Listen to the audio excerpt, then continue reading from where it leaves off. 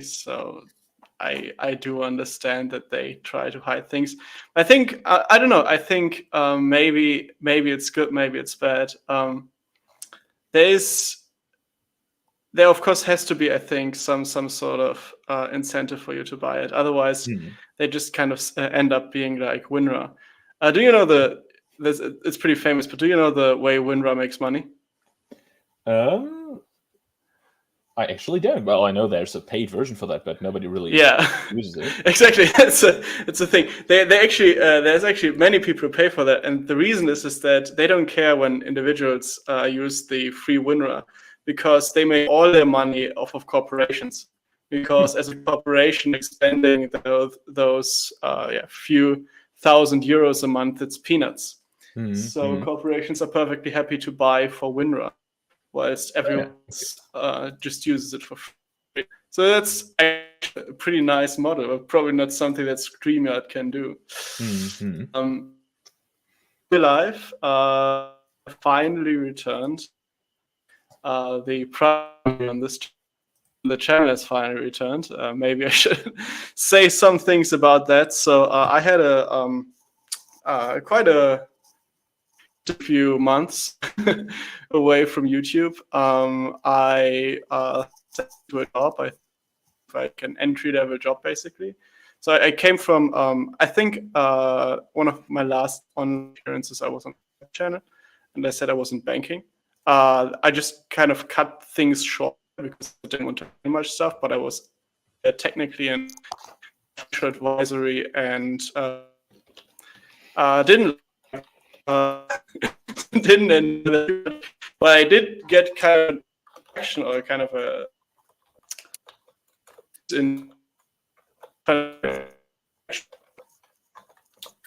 one of my city, I was in Leipzig, and to go somewhere else, and I went to Frankfurt, where my family, where I'm currently located, and my family ties are actually very located, but and went into financial accounting. And the job I got settled up with, again, I thought it was kind of like an entry-level thing, and it kind of wasn't. So it kept me on my feet. I had a lot to learn. They okay, you have 1 year to learn everything, and then you should be capable of doing it.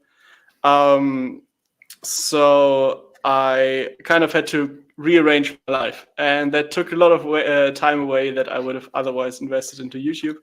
I now have kind of like a schedule set up where every morning I go to the library, spend my entire evening doing things, working on YouTube videos, working on the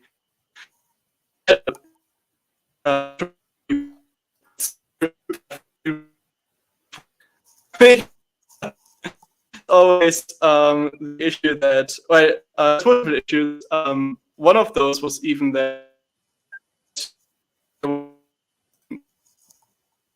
the function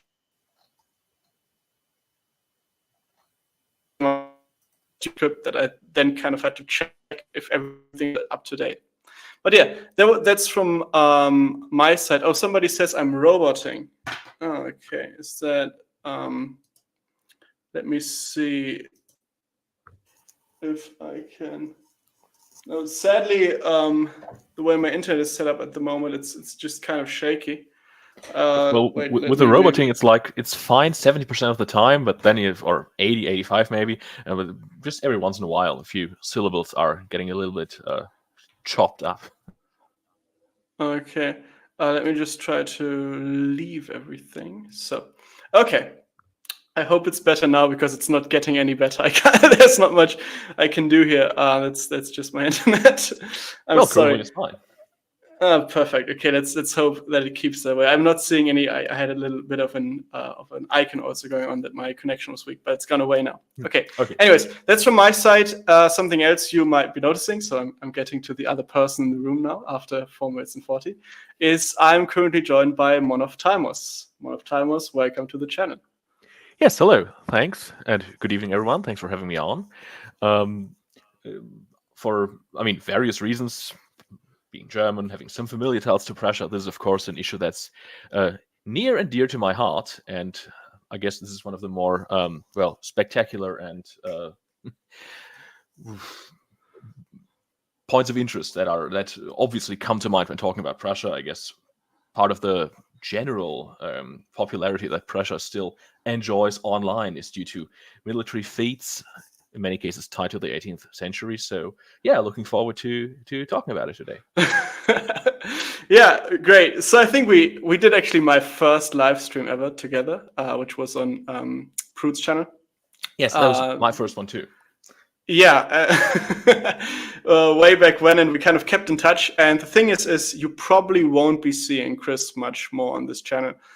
This is not because we had a falling out or anything. It's that I'm increasing the kind of schedule around time zones, because I basically I can't do. Back in the day when I would schedule things with Chris, I would usually stay up until 2 a.m. for that. And I can't do that anymore.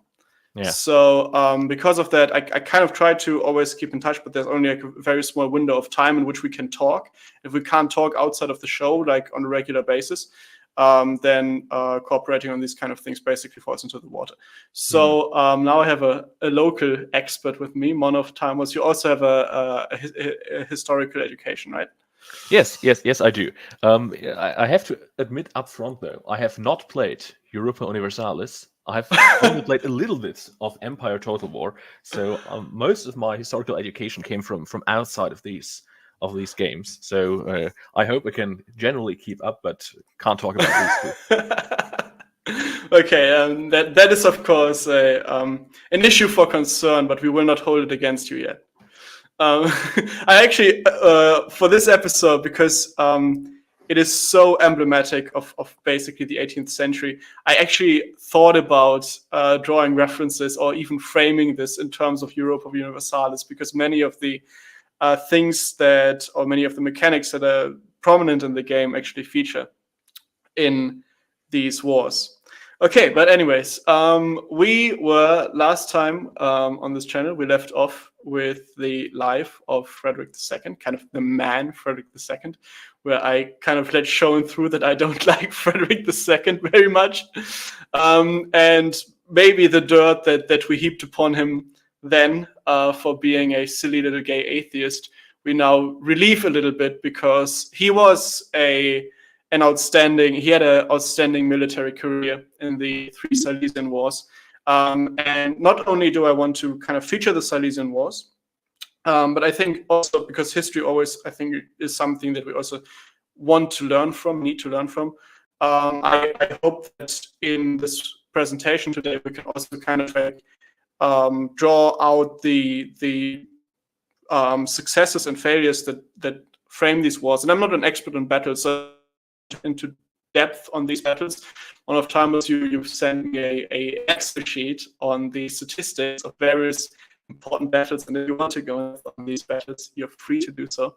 But let's say battle history has never been my strong suit. So from this side, I would only be going slightly into it, but definitely trying to draw out the strengths that make Frederick II, though I don't really like him, still an important figure in history and someone who kind of seizes the opportunity of the moment to finalize the state of Prussia as a third-rate, second-rate, maybe power that's kind of important in Europe into a dominant force that can engage in global politics. Okay, we of course orientating ourselves structurally in Christopher Clark's book. The English version is called The Iron Kingdom. We're going through it more or less chapter by chapter, and yeah, with that we're starting into the prelude to the Silesian Wars. And the problem that all the other powers had before the Silesian Wars were women. Do you agree with that?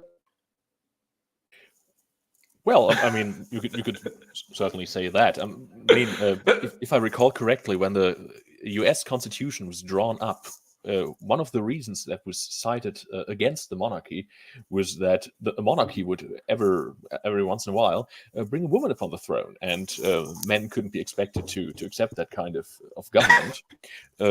So they opted for a republican form of state. Now, I think in some regards you could say that the empresses and queens of the 18th century did an admirable job, but I mean, the standard of politician that we're used to nowadays, of course, is not really a high bar to pass. Yeah, and so to give more context here, the moment, the critical moment is the year 1740. This is the year at which Frederick II's predecessor, Frederick William I, the military fascist in chief, dies and leaves his son to the kingdom. And in the same year, also, well, I don't know if the Russians. I think both women actually access the throne as well. So we have Elizabeth II taking the throne after Ivan VI is deposed. He is 3 months, I think, at his. The Tsarista Anna dies. So there were you have straight more or less of sister to Tsarista. This time, I don't know if you call it an empire at this point. And I think Elizabeth II actually does take the throne also in 1740. But regardless of accession to the throne, this was a very, very mild affair. So Elizabeth II basically has to, or her faction basically has to consolidate power within Russia for the first few years of her reign. And this means that Russia is basically completely occupied with infighting. At the same time, there is a female accession, also in 1740. There's a female succession thrown by Maria Theresia. And this is a very, very famous one because of a complete disaster, basically. But it wasn't, it was way less bad than it could have been. So, of course, saw that would inevitably have a female heir. And he very early tried to skirt around this issue by producing the pragmatic sanctions. So you have on the right side, you have on the top left, that is the second at the 1840. On the right side, that is Maria Theresia, I think at the time at which she even accesses the throne, which where she's 23 years old. So she's as old as I am right now. And I am not capable of ruling Austria, the Austrian Empire right now, I can tell you that. And then at the bottom you have the pragmatic sanction was issued by her predecessor, the Emperor, the Holy Roman Emperor, and hopefully put through to all the elements of the empire. And we have to remember here that the Holy Roman Empire isn't just the concern of the people we generally regard as the princes of the empire. So Saxony and Bavaria and so on and so forth. But also at this time still, major powers like France, Spain, and England do consider themselves in a special sort of relationship with the Roman Empire. And they do consider the Holy Roman Empire to be the successive entity that carries on the Roman Empire. So because they're also eligible to become emperors, and if we go to Europa Universalis too, that is why where any Catholic faction can become a Holy Roman emperor in that game, because even though they weren't, let's say, subject to the emperor, they still saw themselves as not completely removed from this kind of political entity. So this means that places like France and England also, even though they didn't directly have to support the pragmatic sanction, they still were kind of like, let's say, spaces of interest that also had a valid opinion, basically, on this kind of affair. And it was very precarious because, of course, the Holy Roman Emperor title was one that was elective and not strictly inherited. So the Habsburg monarchy has always been in the business of basically setting up a deal for each succession with which the next Habsburg monarch would govern. So there always were sort of concessions from each monarch to the next one that would enable the reign of the next emperor. And in Maria Theresia's case, not only do these concessions have to be given, but there also have to be, let's say, additional concessions given to assure that she inherits all of the Austrian lands, because both the princes of Bavaria and of Saxony do lay claim on various parts of the Austrian lands, and that becomes very important here. There also is the issue when it comes to Prussia. Last episode and even before that, we've always kind of like hinted at the troubled relationship between Frederick II and Frederick Wilhelm I. And there is one thing, I don't know if we mentioned that in the previous episodes, that kind of saves this relationship, and that is mutual hatred of the Habsburg monarchy. The Habsburgs, after the 30 Years' War, in which in the aftermath of which Prussia is instated by France, which at this point is still a Prussian ally, as a sort of ally of France, or an agent of France within the Holy Roman Empire that can kind of like steer power against the emperor. Because of this, the Habsburg monarchy has continuously tried to kind of keep Prussia down and to keep the claims of Prussia down. And what this leads to is that the emperor actually betrays some of the promises he made to the Hohenzollern dynasties. And this goes so far that Frederick Wilhelm I actually sort of announces Frederick II as the man who will take the revenge of the Hohenzollerns. And this is a legacy of his father that Frederick II actually accepts and takes on, because he does feel equally betrayed by the Austrian monarchs. And actually, when Frederick Wilhelm I dies, which is in 1740, and then his son, about 3 days after, starts the war, the last words he gives is basically to never trust a Habsburg.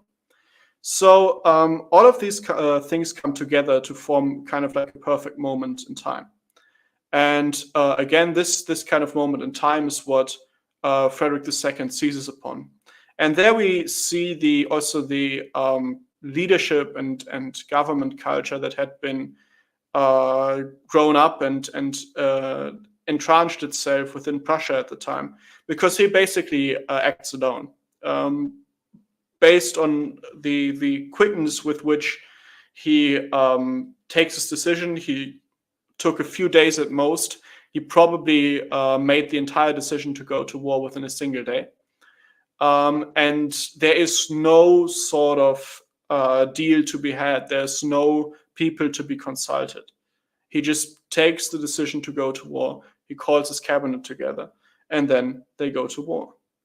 And with that, we get into the first Silesian War, unless Monophthalmos, do you have anything to add here? Well, I would just generally add that the Prussian drive to expand in these days was part of a larger movement among the more powerful noblemen of the Holy Roman Empire to scramble for crowns abroad, so to speak. So the elector of Brandenburg gets the crown of Prussia. The Duke of Saxony gets the crown of Poland. Dukes of Hanover get the crown of England, and even further attempts of the Wittelsbachers in Bavaria to get the crown of to attain Belgium and potentially be crowned king there. So it really isn't that unusual in certain respects, but it begs the question why the Austrians counteracted the Prussian course of action quite so much. Of course, you have the confessional difference between the Protestant Prussians and the Catholic Austrians. But generally speaking, this could have been a fruitful working relationship. I mean, one of the final straws for this this relationship was probably when in 1738 the Austrians move against the Prussians in the question of who should inherit some fairly economically viable and rich provinces at the Lower Rhine in the Duchy of Berg.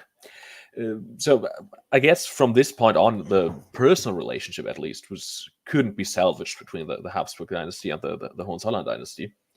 And in that regard, the conflict, or some kind of conflict, was probably predestined, especially since Prussia was essentially reined in with very large territorial entities. You couldn't really move against Hanover, which of course governed in personal union with England. You couldn't really move against Poland or Saxony because they were united, or to some degree united.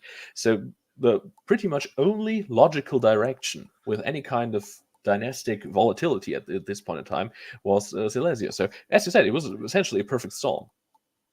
Yeah, I think now that you mentioned it, this is something I thought about when I was preparing the script, because to me it kind of proves that the Habsburgs are kind of like the the main character of Europe, because there is a real sort of lesson to be learned here in that considering how massively set against one another Frederick II and his father were, there is possibly a real case to be made that all of this would have never happened if the Habsburg monarchy hadn't gone back on the deal in 1738, because that was the point at which the betrayal, at which real betrayal was failed. Basically, before that, the Prussians felt always kind of like boxed in, but it was understandable because the emperor, of course, always meddled a little bit in empire affairs, right? It was always kind of like a give and take.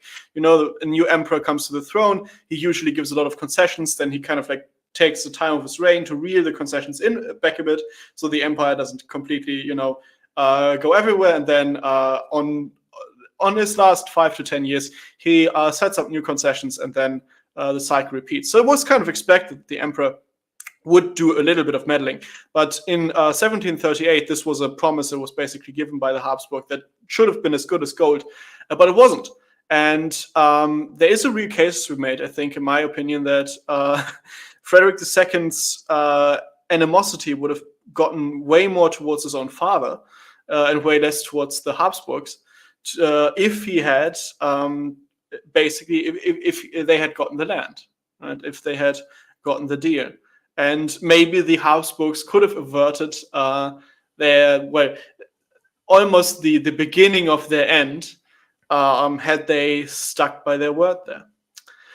Okay, let's look into the beginning of the end. So here is on the right side one of those beautiful maps we use for this one for the Silesian War. And yeah, it's the first Silesian War, 1740 to 1742. Again, Frederick II just basically immediately calls to arms. And what this also means is that Silesia at the time has a total troops stationed within it of 8,000 men. Prussia has a standing army of 80,000, even though I think Frederick only takes 20 or 40,000 into battle with him. I'm not quite sure. I know that he commands 22,000 troops at Mollwitz, but I don't know if there are any other troops in the field under any officers of his. Anyways, you see here on the right hand, basically the entire lower blue, what kind of looks like, I guess I have a lot of American people or Americanized people watching this stream, right? So we can just call it Florida. The blue Florida right there. That is, all of that is Silesia. So it was quite a massive chunk of land, actually. And it was also, and this is kind of interesting because it was Austria's richest province, but this actually wasn't the region or the reason why Frederick II took it. It was just expedience and the ability to take a crown. It's exactly as you said, Monophthalmos or Mono. This was an age in which Prussian or Holy Roman Empire princes really kind of sought to strive out of the empire and to take other crowns, right? Also, maybe even feeling a bit boxed in the empire, with it being a very, very lucrative and a successful region, but one in which you weren't really able to expand at the time, because the Austrian Empire had grown so massive and so powerful that they could put the empire under pretty strong control. And we will see in a second just how powerful the Austrian Empire had become, because many people often underestimate the military capabilities of this empire. And it was an empire at the time, was a major power in Europe, maybe even the third most powerful in Europe. And so there's two battles, and especially the first one. This is Frederick II's first battle, Mollwitz. It's very, very important because it's kind of beautiful in many ways. Effectively, what happens is he completely butchers the beginning of it. He maneuvers around the enemy army, which is, of course, nice. Well, this is a time in which armies can't really, they have to be deployed into some direction. They can't just easily turn because of how much coordination actually goes into these people moving around and everything, and finding a place within the ranks and everything. So if you are able to approach an army from a side which they don't expect you to approach from, then you do actually have a massive advantage over the other army and can even kind of like fall into their back. He does a successful maneuvering, but then butchers the ability to just launch a surprise attack, because he's basically too loud and too direct in his deployment, and also waits too long. So the enemy troops, they kind of scramble. It's 22,000 against 20,000. The enemy troops kind of scramble together their lines, and then they just kind of advance. And Frederick is completely, he's on the right flank. He's with his other cavalry troops. And the Austrian cavalry charges them as soon as the Prussian artillery starts firing. And what this turns into is that the right flank of the Prussian army gets completely obliterated, which is the cavalry part in which Frederick is. And there are kind of like, so I want to get into this a bit later, but I will get into it now. There are a lot of accounts from Frederick on the battlefield where they account his bravery. And this is, of course, the premier one. And his general at the time, do you know the name of the general? It slipped my mind. At Mollwitz? Yes. Oh, not currently. I would, if I had to guess, I would say it was probably Anhalt-Dessau. Could be, but I'm not sure. His general at the time, anyways, he strongly advises Frederick II to retreat from the battlefield. And this is something... Schilling. Schwerin, Count Schwerin. Schwerin. Okay, thank you. Count Schwerin, he advises Frederick to retreat from the battlefield. And this is actually something he is hounded over for the rest of his career. But we do have to take into account, and we will get into this later, that Prussia had inculcated a sort of culture within itself that is very, very close to kind of like a frat boy community or stuff like that. and being tough and seeming tough is of supreme essence within this country. And of course, the king has to be the toughest of them all. And the guys know that. And so it's also very, very likely that the general officer rank of the Prussian kingdom, of the Prussians, do over envelop the feats, the bravery feats and battlefield feats that Frederick II commits. So we probably have no idea what he was like in his first battle. We just know that at no point he was ever kind of like a screaming, bumbling fool, because they probably would have held that against him. It's just that, again, we talked about this last time. There's a lot of legend around this man, and I don't agree with most of it. And a lot of it just kind of comes from the way the culture set up at that point. And we will get into that at the end of this. So I don't want to get into it too much right now. But what I do want to cover is, or do want to say here is, what basically happens is then Schwerin takes over the battle. Frederick II actually completely retreats. He leaves the battlefield.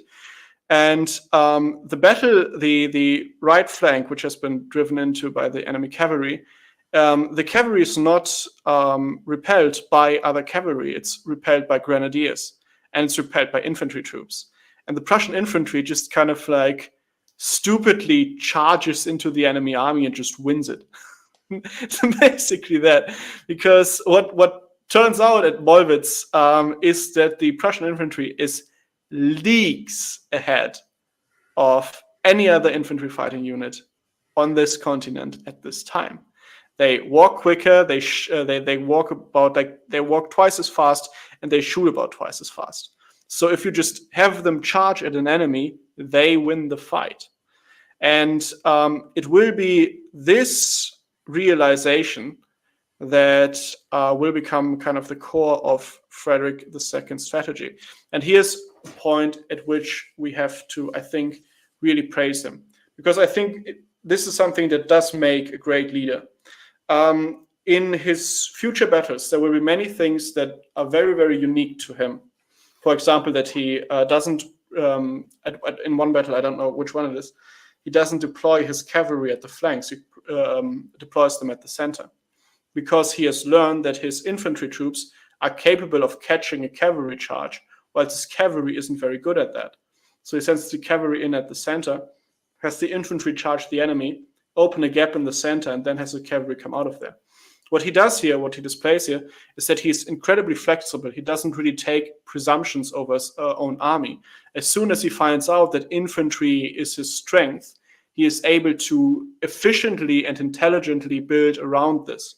And this means that he's not an ideological man. He has no presumptions about what or how the battlefield is supposed to be like. He takes his units as they are, and he makes the best out of them. And this is something that is missing in many, many people in all stages of life and in all stages of history, where they very often kind of like take, they learn up on something, they take their presumptions, they go into it, they find their own circumstances to not be fitting to that which they learned, but then they seek the fault in that. And he could have been a failed commander if he just had led his army like he would lead the standard army under the standard conceptions of warfare at the time. But he did immediately catch up on the fact that the Prussian cavalry wasn't anything special. It wasn't very good even, because the Prussian army overall, the only advantage it had was very well drilled, but had almost no fighting experience. He very well realized that he always needed his infantry to win. And in any battle he will fight, in any of these wars, he will always rely on infantry tactics in his wins and in his losses to be as effective and efficient as possible. And that is something that he kind of needs praise for. And then something else he also needs praise for, that I also include here, is, and this is also, I think, something that everyone can learn from him, is he shoots for Silesia, which of course is, again, it's a massive claim.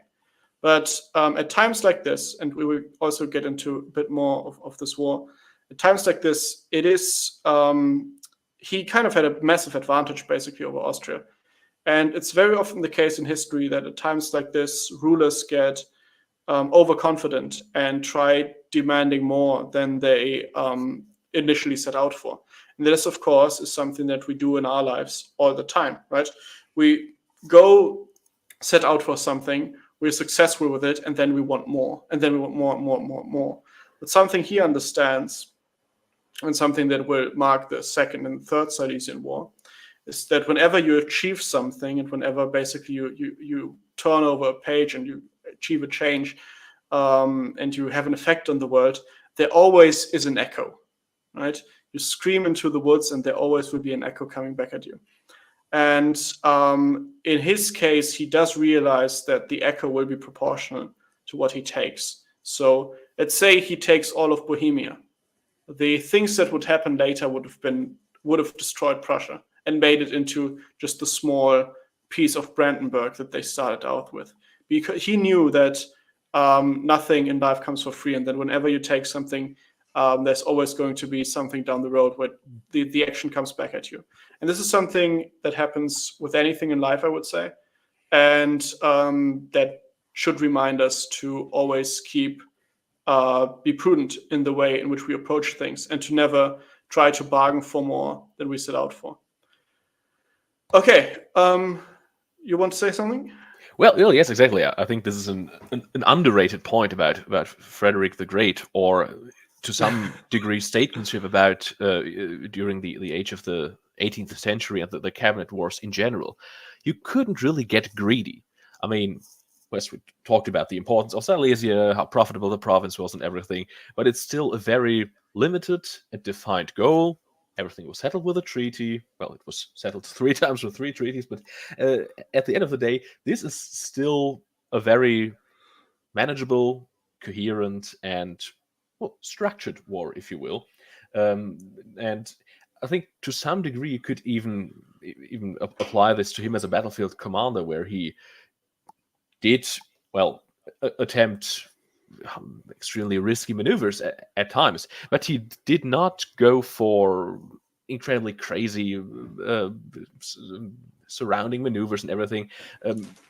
He, at the end of the day, it all came back to, as you mentioned, the Prussian infantry marching towards the enemy and just beating them in combat, battalion against battalion, regiment against regiment. So everything was still very much down to earth, if you will. Yeah. Okay. There's something else also mixed into the poison here in the First Silesian War, and that is the Maria Theresia, the woman. So we spoke about the pragmatic sanction, and it didn't quite succeed. Everyone smelled the blood in the water, and France, Spain, Bavaria, Saxony, and Savoy, Piedmont all joined the so-called Nymphenburger Bündnis and basically waged war against Austria. And this is because both Saxony and Bavaria do actually hold claims to part of the Austrian lands, and basically want to leave Austria with only the core lands of Austria and Hungary. So this basically is a real attempt at completely destroying the Austrian Empire. And there's 2 parts in this. So first of all, from the Prussian side. So Frederick actually joins this Bündnis in the beginning of his own war, but he also leaves it and makes his own peace in 1742. And one of the main reasons is that he doesn't actually want Austria destroyed, because this would mean that Saxony, which of course is way closer to him and way more of a direct threat, would become incredibly powerful. So he would rather have a Austria that only loses Silesia than an Austria that goes away, but then a powerful Saxon in Bavaria who might become a problem for it. Someone in chat says, yeah. In international relations, it's sometimes talked about, you have a world order and you have conservative and revisionist forces. And essentially, Prussia is not a revisionist force. They want to slightly alter the landscape, but they don't want to remake the European map. Nobody is supposed to be taken out permanently. The empire is not to be dissolved. This is just a minor tweak to the state of affairs. Yes.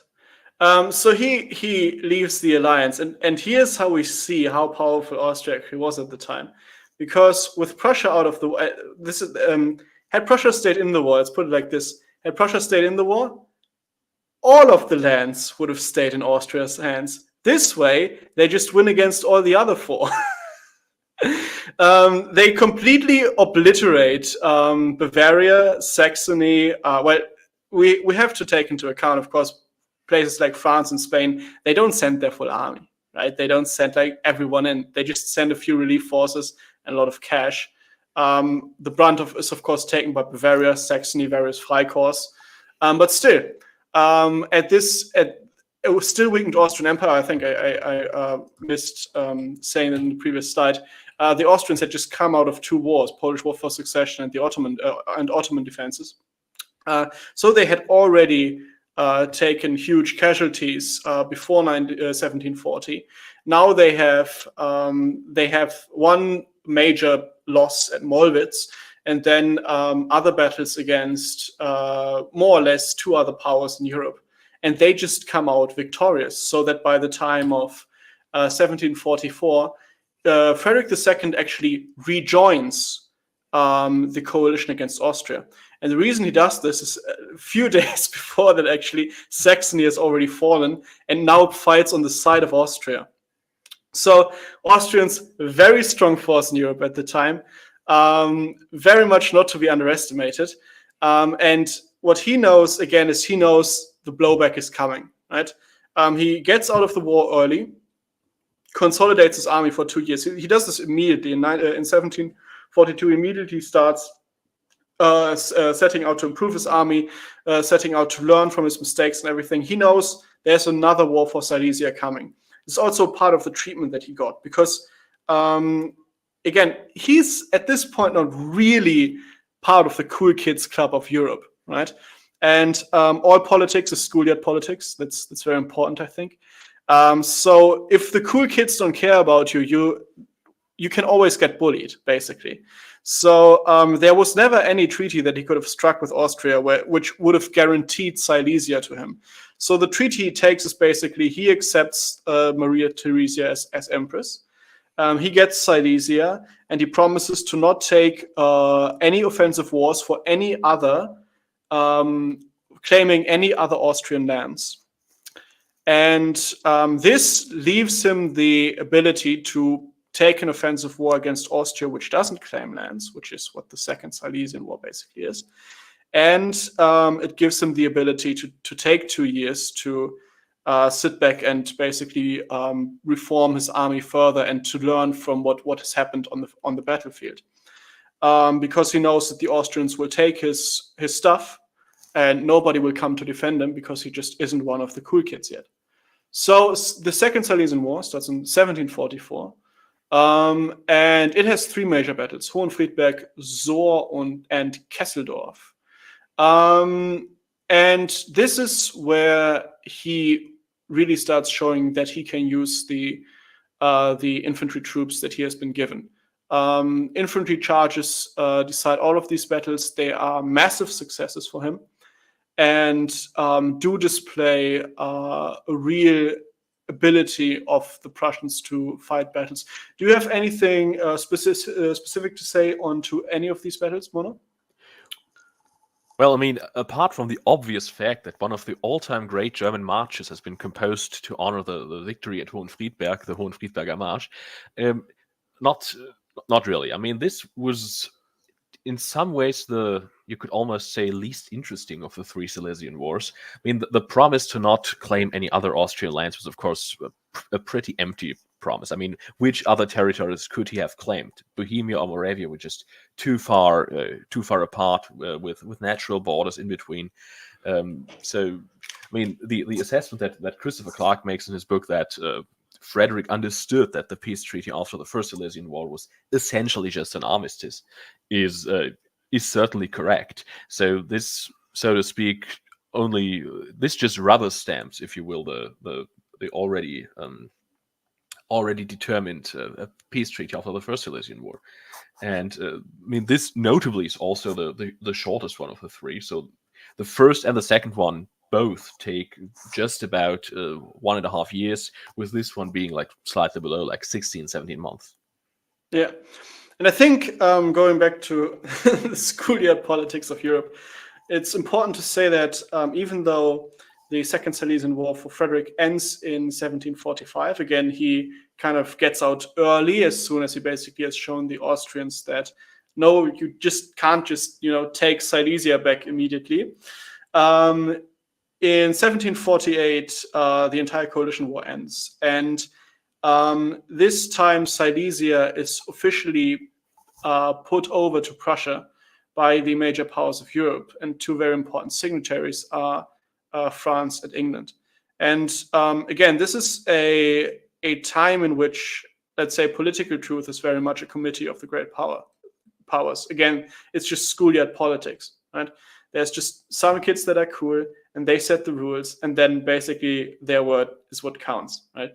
So if the other great powers didn't take interest in him, and didn't accept his claims of Silesia. He could have basically always have expected that to be sort of free, himself to kind of be freiwillt. How do you say it in English? Fair game. Fair game, exactly. Thank you. Because he would have been a sort of pariah figure. He needed to have this sort of acceptance by the established figures in Europe as, okay, you did your thing there, it's great, it's good. You're still not at the big boys table, but we see you, we accept you. It's all nice. He needed that. Otherwise, he would have never been able to sleep at night, basically, which he still isn't coming out of this. But maybe he gets 2 or 3 hours instead of no sleep at all. And the sleepless years are the interregnum, basically, I just call it the interregnum, probably a bad name, but the time between the Second and the Third Silesian War. And this is a period that is very much marked by the worrying of Frederick II. He has a supreme fear of Russia. So, and this is something interesting. So again, I go mostly by Christopher Clark. Christopher Clark says the fear that Frederick II had of Russia was unjustified. Mono, do you agree with that?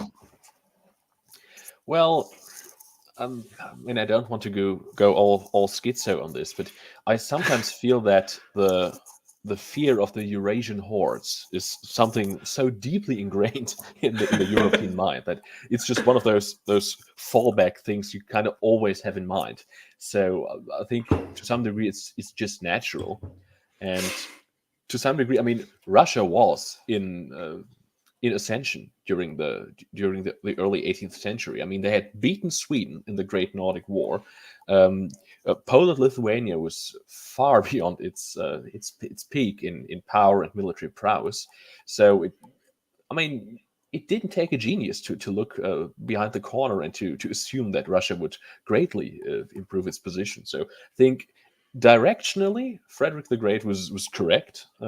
He might have overstated the case for the immediate future, but it wasn't without merit, the general fear.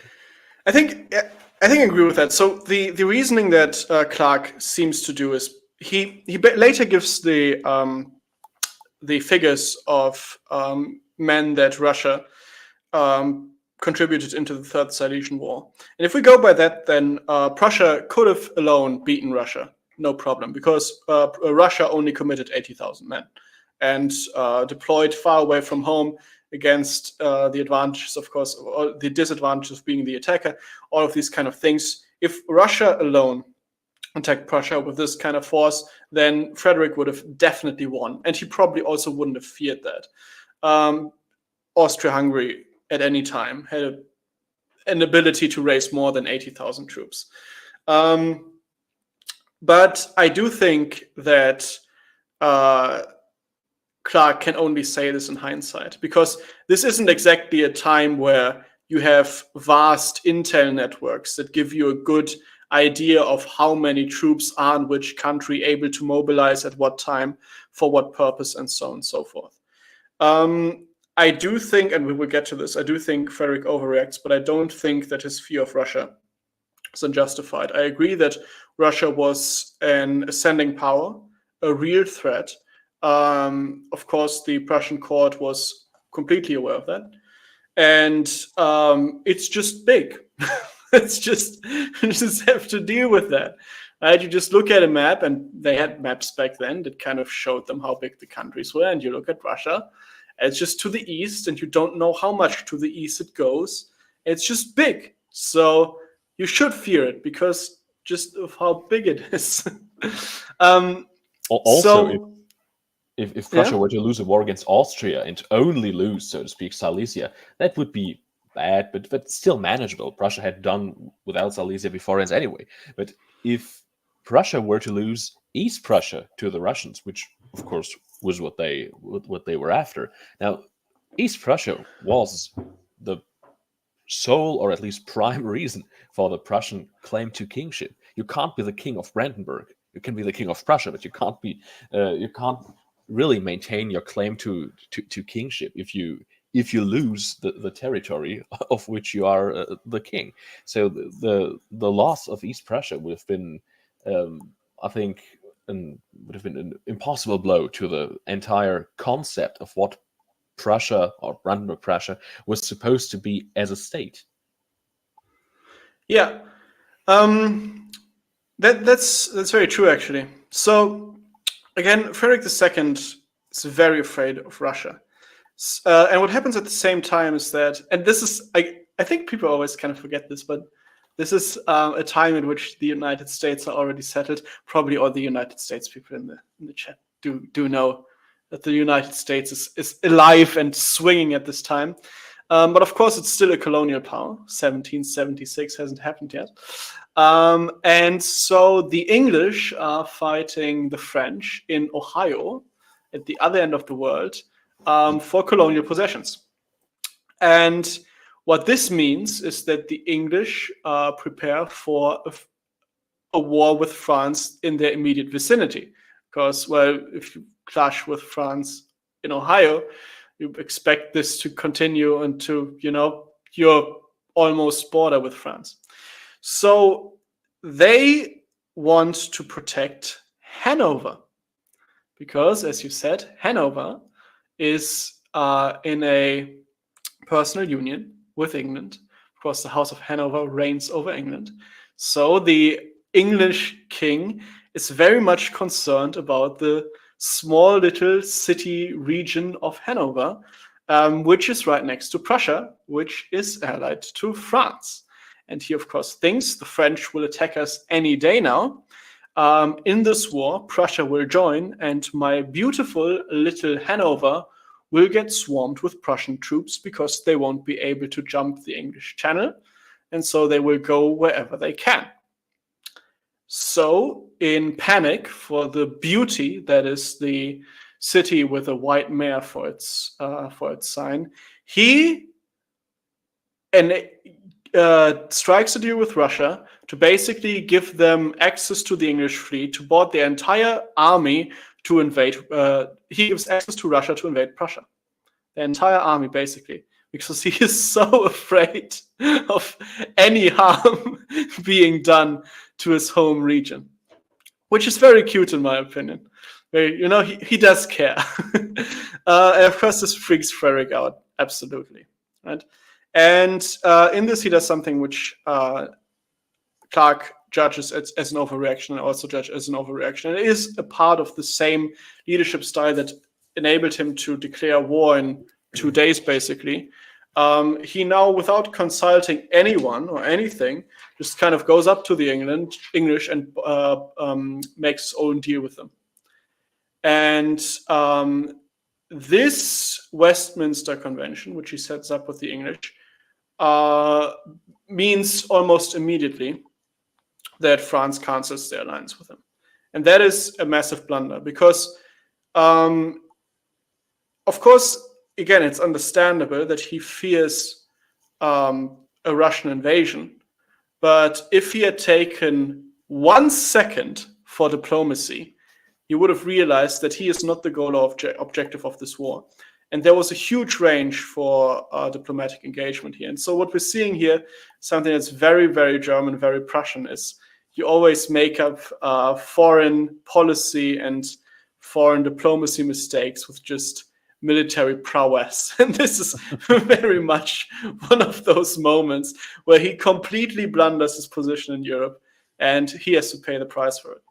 The deal certainly didn't work in the manner that he seems to have envisioned it. But and Clark also goes pretty heavy on Frederick in this regard. However, I'm not quite sure if it was all that bad. I mean, the process clearly didn't work. If it had been a secret deal or whatever, it probably would have been far better. But at the end of the day, an invasion by Austria-Hungary, supported by the Russians, was looming. Frederick was aware of that. The two countries had agreed on that in a secret treaty.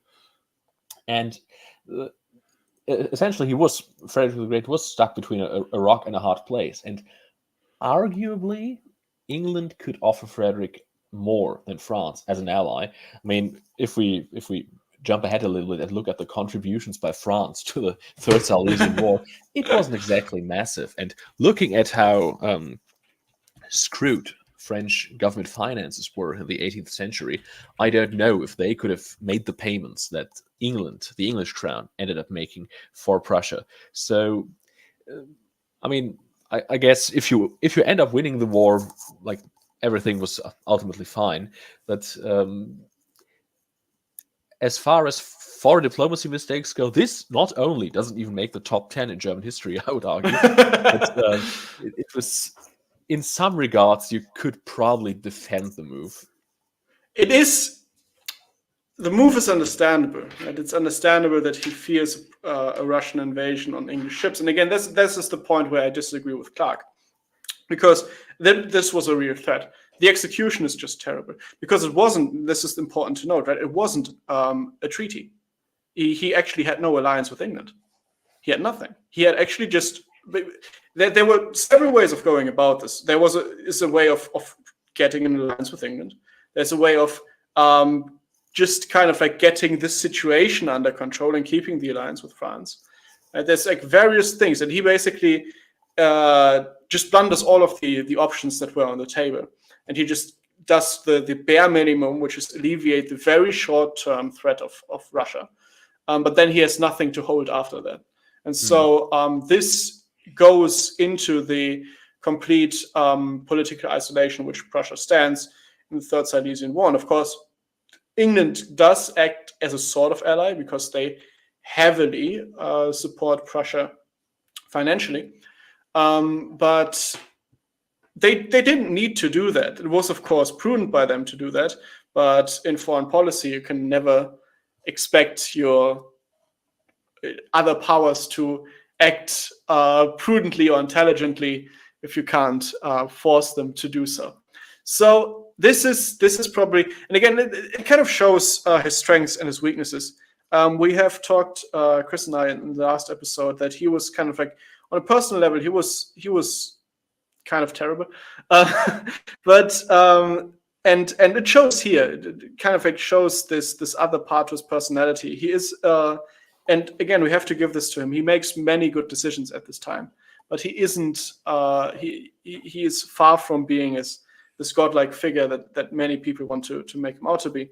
And this kind of shows the other side of him, where he just overreacts, doesn't go. And I think there's also this sort of beauty in there, in that, and this beauty we actually see, I think, in the other person that's very important here, and that is Wenzel Anton Graf von Kaunitz-Riedberg.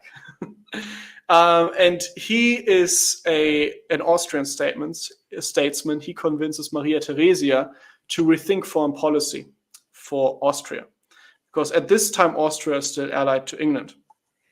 This is coming right out of the Second Silesian War. And something to realize here is that European politics at the time was basically people-oriented.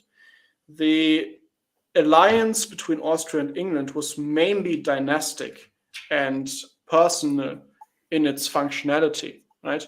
It wasn't that this was the most expedient alliance. In fact, Kaunitz-Riedberg actually showed that it really wasn't. He is, by the way, pictured on the right. It was just that it was kind of like, on a personal level, the closest alignment.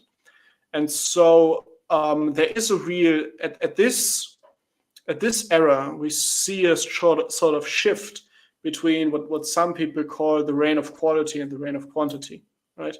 A shift that many states cease thinking in terms of obligations, contracts, promises, kings, dynasties, and start believing in things like realpolitik, grand strategy, geopolitics, this kind of stuff, right? And again, the First Silesian War is also kind of like interesting middle point in this, because in many ways it is a sort of geostrategic move, but in other ways it's also just a move that really relies on the types of personalities that are around in Europe.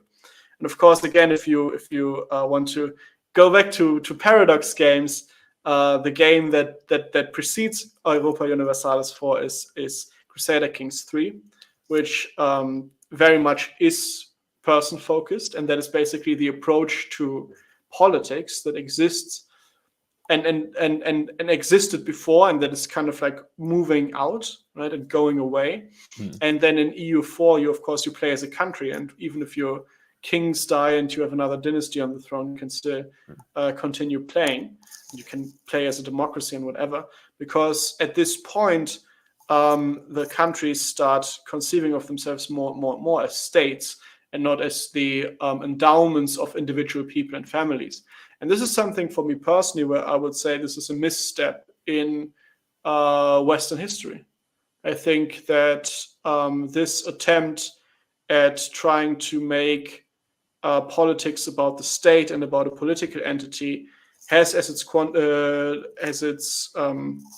contingency the dehumanization of the members of the state. I think that this kind of thinking is what leads us later into the excesses of the French Revolution, the Republican marriages, the genocides, and so on and so forth. Because and this wasn't a move that was started here. This is a move that started basically by Maximilian I. But it is something that is coming into fruition of in Europe. This kind of corporate thinking that makes everything just into state interests and completely forgets about personal interests. And I think this is something that goes through the German history as well, because Germany is one of the first places, or Prussia is one of the first places that goes into this sort of state thinking, and really kind of also, again, our country highlights many of the successes and many of the dangers this approach to existence poses. But at this point, I'll let you speak in a second. At this point, Austria also does a little bit of a shift in that direction. And under Kaunitz Riedberg, who is actually the only person who proposes this in the entire entourage of Maria Theresia, very unpopular with this. Austria actually does seek to rethink its foreign policy and to also do a sort of state-oriented realpolitik, and to try to engage with France. And after Frederick II does the Westminster Convention with England, France feels so attacked that they actually do agree on the Austrian terms. Okay, now. Yeah, I think that's definitely a great point. I mean, if you start arguing that the state has a kind of objective, reasonable goal in foreign politics, which is completely above the personal and strictly can be rationally decided, not only is this a pseudo apolitical view of foreign politics, it also can lead you down the primrose path, where you start to realize that maybe if that's the be all and end all of politics, maybe you don't need a monarch, and then you can get some funny ideas what else you don't need. But I think it's hard to overestimate what kind of revolution, how much of a revolutionary shift this move by Austria was. I mean, the conflict between France and the House of Habsburg at this point was going on for pretty much 250 years. I mean, the Italian wars in the early 1500s were essentially a conflict between the Austrians and the French for control of northern Italy. Yes. You have the French fighting the Habsburgs while they were ruling Spain. I mean, this is what is driving European politics for 2.5 centuries. And now the Austrians just say, okay, yeah, we don't do that anymore. Let's just form an alliance. It's mind-boggling. Actually, right now, I couldn't come up with another shift in alliances that was this radical.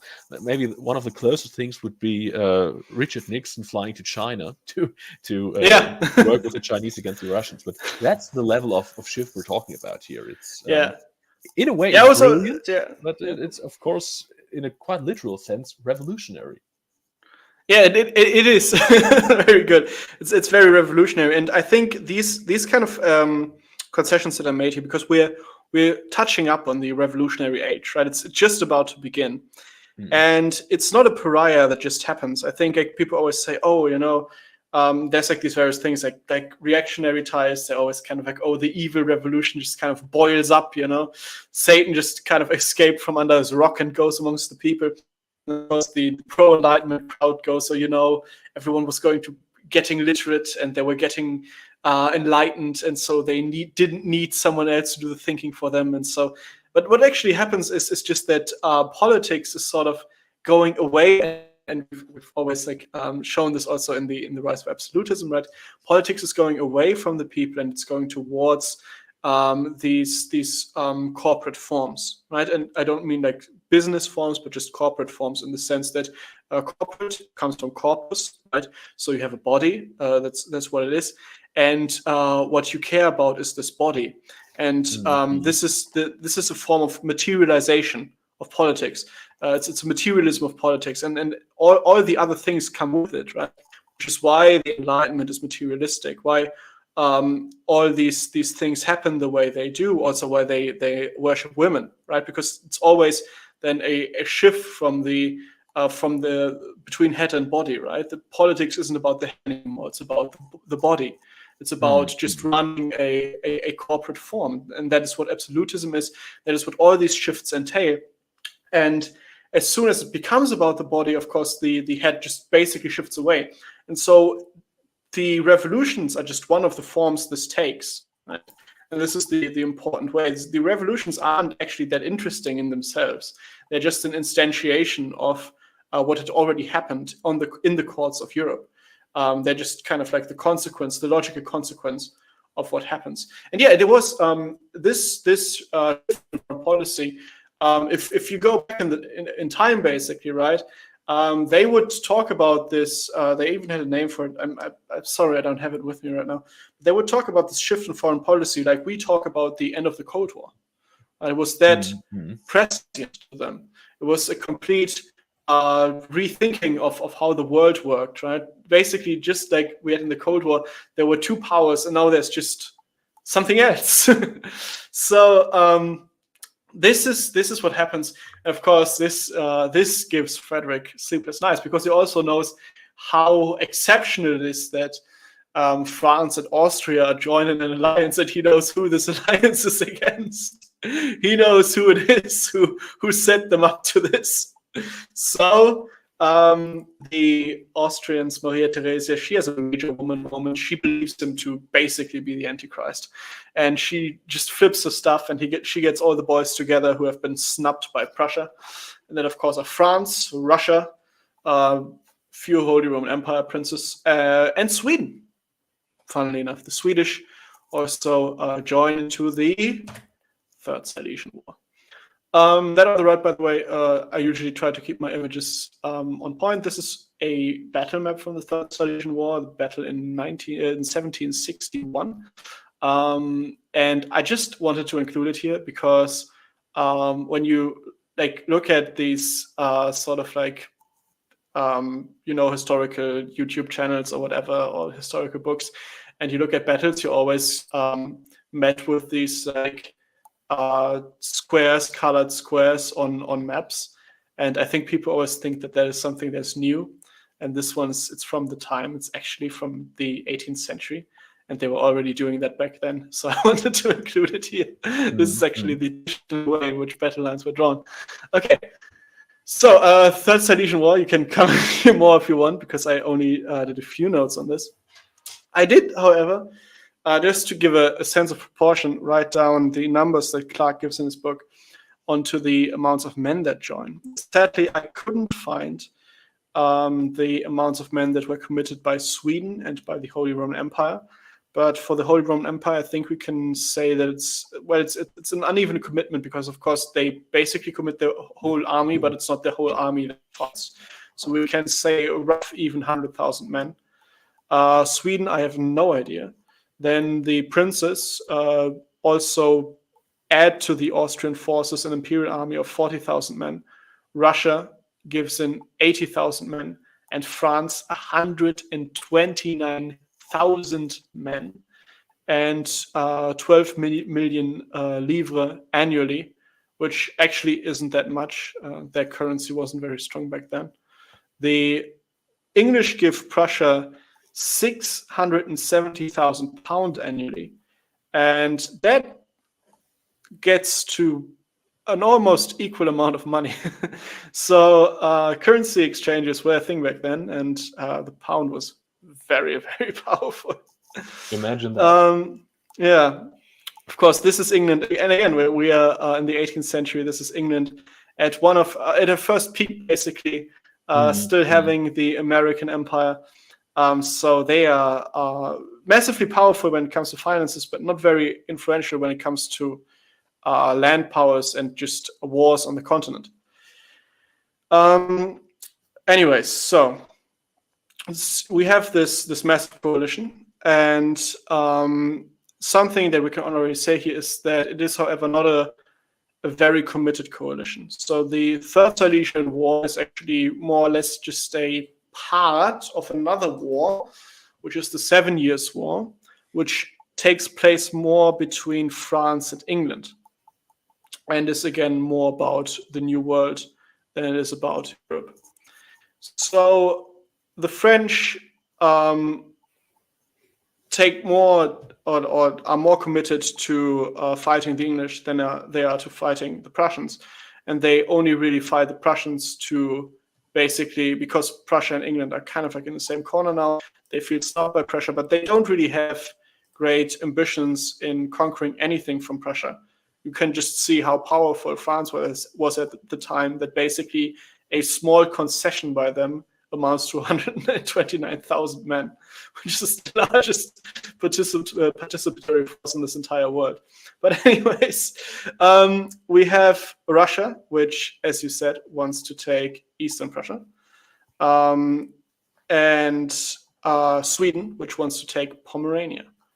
But for both Russia and Sweden, this is also not like a real commitment.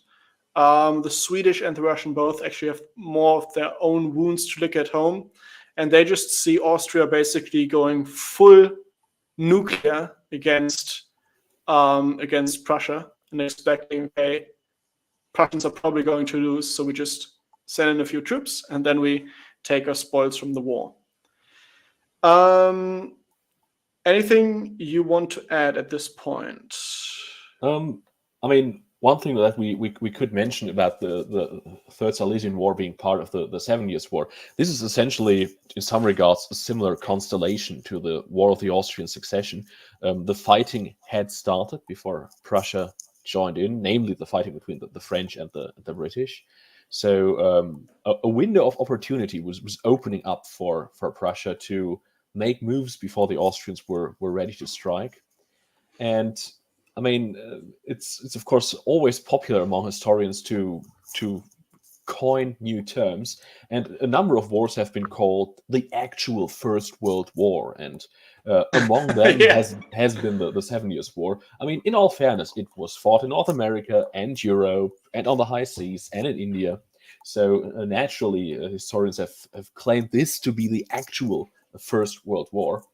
And in one regard, this is definitely true. I guess we will get to this at the end. But the losses that Prussia will sustain in this war, in terms of military casualties and civilian deaths, are on par with what we'll later on see in the actual world wars, the First and the Second World War. So this war is really Prussia fighting for its bare survival. This is all-out warfare, as real as it gets. I mean, I don't want to overuse terms like total war, and I don't think there's any need to apply it here, but this was Prussia engaged in a war to the last and to the fullest of their capacity. They wreathed everything they could get out of their lands to keep on fighting this war, and well, they did come up, spoiler alert, victorious in the end. So I mean, this is an absolutely dramatic episode for Prussia as a state, and frankly, I don't think it is appreciated as such in the modern German historical conscience.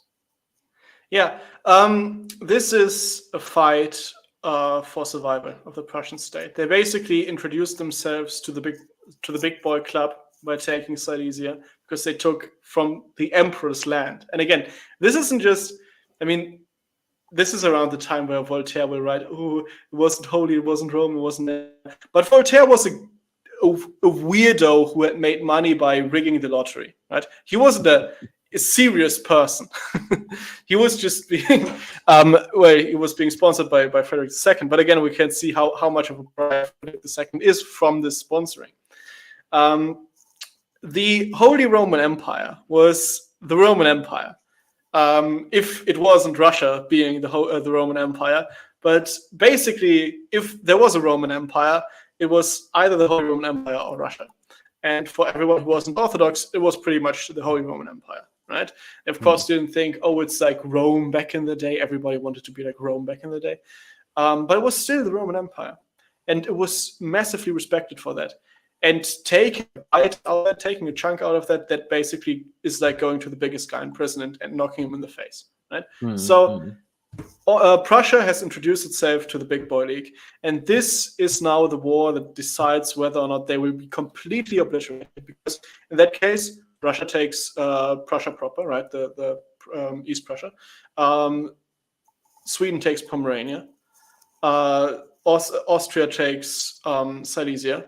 And France probably takes something from then on their own region, right? They're not surviving this. This is going back to basically Brandenburg areas. That's it, right? So this is the fight for survival for Prussia,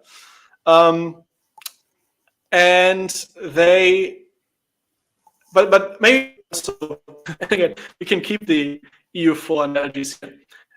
This is basically like your EU4 coalition war. The only thing you need to do is you need to be able to keep war score at a good enough level so that you can white peace the parties. And this is basically what Frederick II does here. He knows that he can't win this war. The only thing he can do is keep fighting long enough so that he's not interesting for the others anymore and that they basically go away. He will never engage on their land. He will never take anything from this. This is pure survival. And if he manages to get out of this alive, then he has basically fulfilled all of his objectives. And he does manage to do this.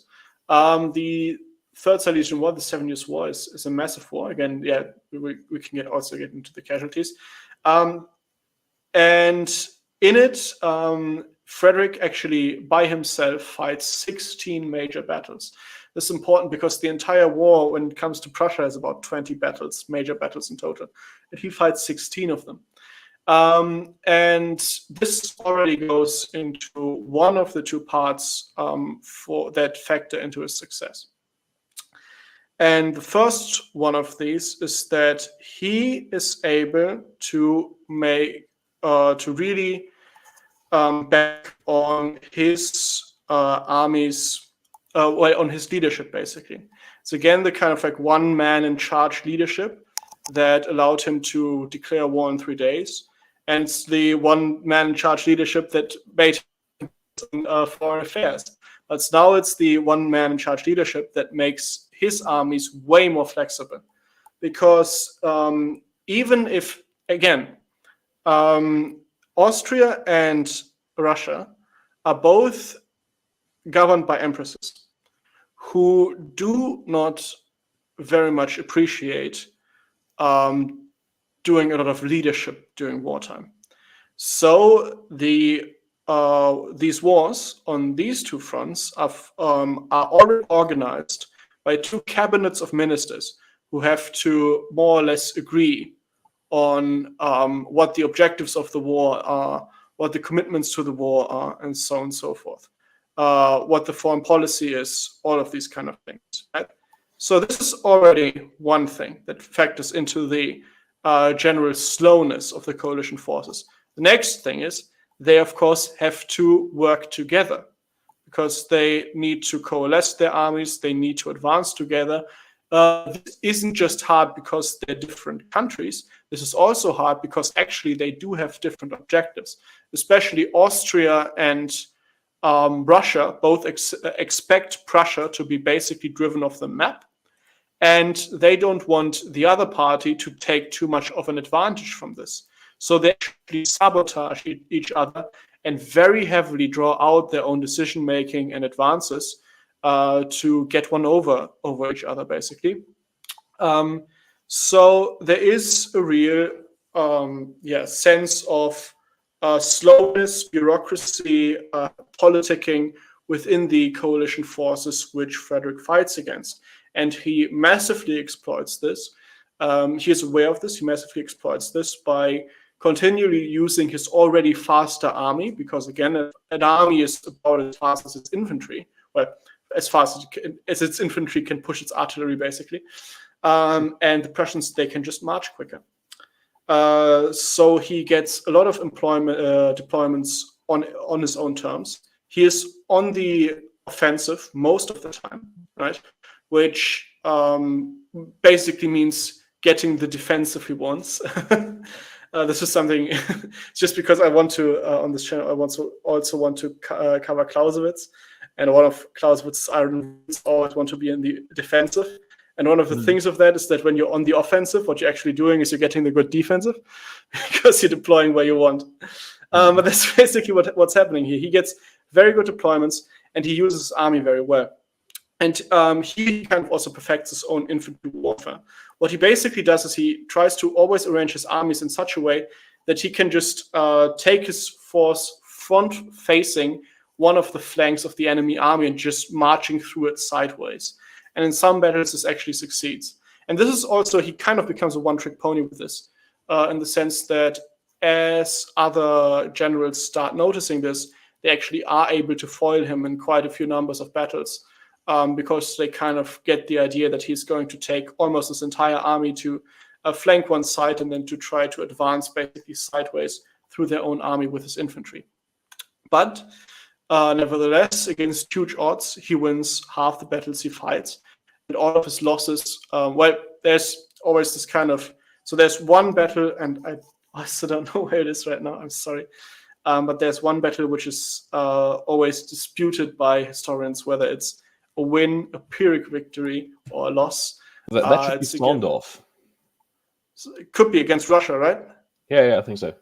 Yes, because even though the enemy casualties are higher than his own, he loses 13,000 men. And again, the Russians here, they kind of have caught up to his tricks, basically. And they do know where his army is coming from. They do know his tactic of... and again, this tactic works. It might be like weird for people who know battlefield tactics only from things like playing Total War games, where you can kind of flank an enemy army, but then it kind of like... That works for like 30 seconds maybe, but these are battlefields that these are battle lines that take up to 3 hours to traverse from left to right? So if you actually are able to somehow get your entire army to the left flank of the other army, you can just march through them because they're not getting to you quick enough.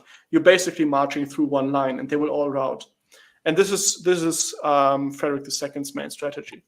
So again, maybe to kind of keep it visual here, you see the blue bar here, and again, this is not one of his battles, but just to hopefully kind of give the idea. Oh wait, this is actually perfect. So you see where there's Neritude, the big red dot on the right side, right? There's a red bar next to it, right? Imagine this red bar to be way longer. This is basically the enemy army. And then the blue bar, imagine that one, the blue bar next to the red army, imagine that to be Frederick's troops. And they basically now just advance forwards through the red bar and thereby obliterate them. This is always the engagement that he seeks, and he succeeds to various degrees. And again, when his enemies kind of catch him out on that, and they are able to maneuver their own army to get a face-to-face engagement, then he loses. But if he's able to maneuver around his enemies, and more than often he is, because again, his troops are just twice as fast as the others, then he wins the battle. And that's what he banks on. This is what he is able to convert into all of his victories. And with so many battlefield victories at huge odds, the most famous one being in Rossbach, where 500 Prussian casualties stand against 10,000 French and Austrian casualties. This is what basically makes this war unappealing for all of the coalition powers except for Austria, with Maria Theresia still believing him to basically be the Antichrist and wanting to do anything and everything that needs to be done to just get rid of him. Okay, anything from you? Well, I think one of the, if you want to put it on a bit more, well, maybe an unduly meta level, if you will, but 18th century warfare is autistic to a degree that we almost can't fathom. I mean, the marching speed is determined by steps per minute. And this is where marching music comes from. It is to literally give the soldiers a rhythm how to march. The battlefield is drawn up like a geometrical exercise. Everything is measured. Everything is supposed to be in neat little shapes and forms. If troops make a turn, the officers. This is literally how they trained. You turn by 90 degrees. You turn by 45 degrees, and in this rigid and strict form. This is something where Frederick, if you will, starts to break out of it. I mean, in full, it's probably Napoleon who breaks the last remnants of this mold. But here we truly see a mobile mind moving a mobile army. I mean, nowadays it's common to think about front lines, but there is no such thing as a front line back in the day. It's armies on the move, on the prowl, looking out for each other, and not one continuous line or anything.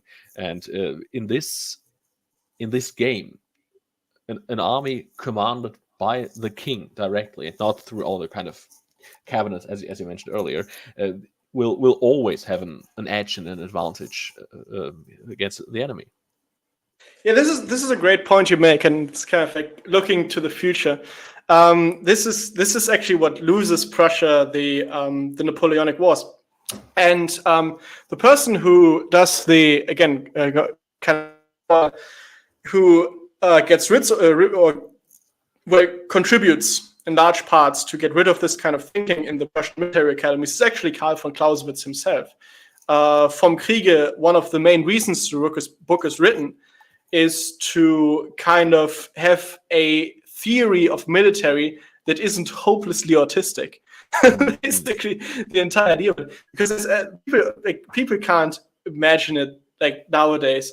The only way I can think about it is I have a sailing hobby, right? And whenever I'm at my sailing school, we have on the bottom deck of the school, basically, there are 3 rooms, and one is just a room where you can stay in, one is a bar, and then one is a map room where people are working on their navigation license. It's a special license that you need navigation for. And it's basically just an entire room. It always looks like in a movie, like well-dressed young people sitting over giant tables with hundreds of maps in front of them, going back and forth, with circle and compass, everything, and just drawing lines on maps for hours on end. You can sit there. They will not leave. They will not leave the room. They will stay inside of this room for hours and hours and hours, just drawing like lines on maps, because they need this for their navigation degree, right? Because nautical navigation is actually very, very difficult. But this is what a war college would have looked like back in those days. It's just geometry on maps, right? And here too, this kind of planning that we're seeing here, they would look at this. They would try to find correct angles of engagement. There actually was the belief back then that there was a way to win a war without fighting by always having the correct mathematics of engagement. Because the idea is that if both sides know which mathematical angle is superior, then every side will always retreat as soon as the angle is not favorable to them. So if you're able to correctly plan all the scenarios, you can basically win every battle through correct mathematical appliance. And this is something that was actually studied back then. Of course, this is a time in which the discipline of geometry is the highest discipline of mathematics, because it is the discipline that allows for architecture.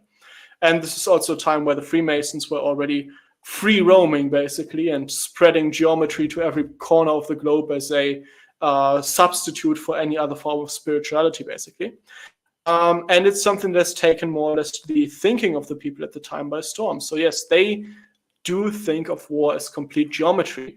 And Frederick the Second very much is an outlier here, that he conceives of his army as way more of a mobile entity, and Napoleon is the other one. It's very much true. He kind of sees through the idea of war, and that is actually what makes Napoleon also so famous, is that he more or less revolutionizes the way war is fought and the way thinking about war is done. Mm-hmm. Okay. Again, I don't really want to get into any other of the battles. Are there any battles that you would want to speak about? Well, in regards of the battles, I would maybe point out that most of the fighting and most of the really large-scale battles is happen in 57, 58, 59. So the latter half of the war, essentially, 63, 62, 61, sees comparatively little action, and the fighting is pretty inconclusive. So a lot of smaller skirmishes and so on. Maybe the first action of the war could be mentioned here, namely that Frederick the Great, once again, he moves first, and he occupies Saxony, which, funnily enough, wasn't even supposed to be a part of the coalition against him. He misjudged that. But even that being the case, Saxony was occupied militarily. Saxony had to cover a third of the expenses of the Prussian war machine. There is a quote from Frederick the Great where he supposedly said that Saxony is like a bag of flour. It doesn't matter how many times you slap it, you can always get something out of it. And, and Saxony kept being an apple in the eye of Prussia. I mean, after the Napoleonic Wars during the Congress of Vienna, Prussia was still eyeing Saxony and checking whether Saxony could maybe be annexed. In the end, it wasn't meant to be. The other powers disagreed, but that was very much a point that Prussia was interested in. And to go back to Clausewitz, if I recall correctly, one of his main lessons is that you should always secure a firm base of operations from which you can move. And the move into Saxony at the onset of the war, where he completely annihilates is a bit strong. He forces the Saxon army into capitulation.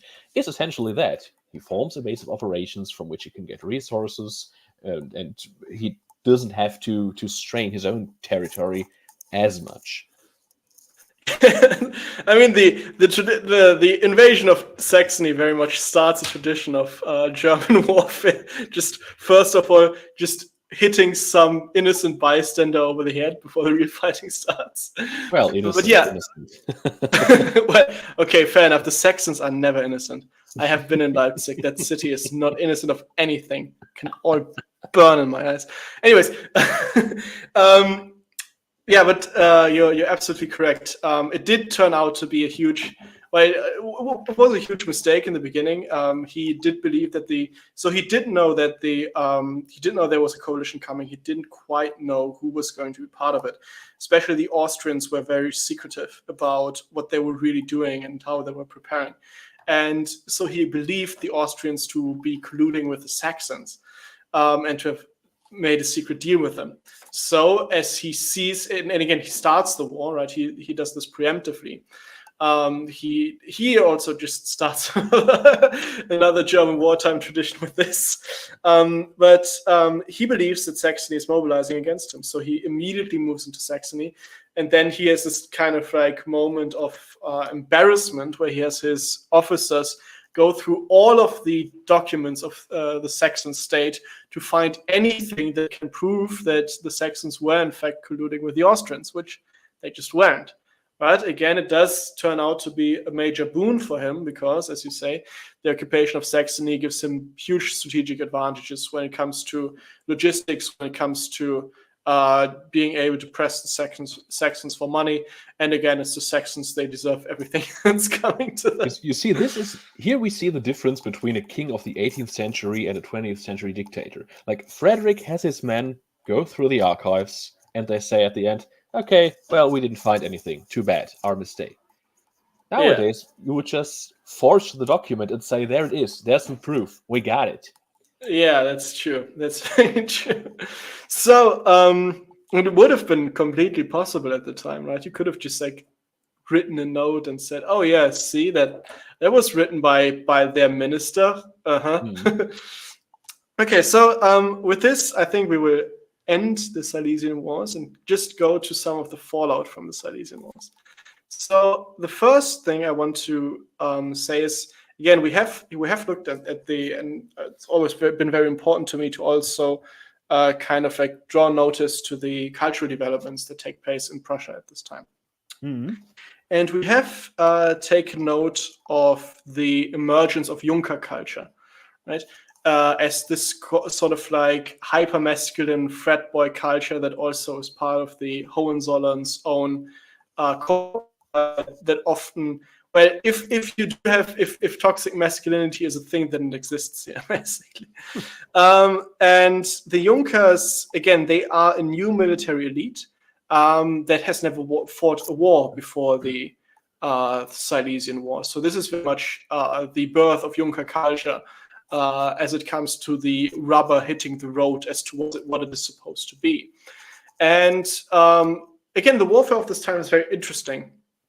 The advantage of the Prussian war machine is that their troops are better drilled.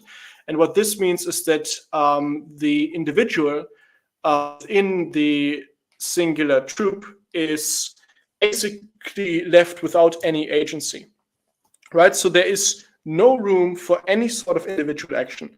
You actually, I mean, people often think this is kind of ridiculous and make fun of this, but it's actually true. You were expected to basically stand still on a battlefield, calmly load your rifle as the enemy side just discharges a full volley at you, and then to sit down, wait for your commander to say something, and only then pull the trigger.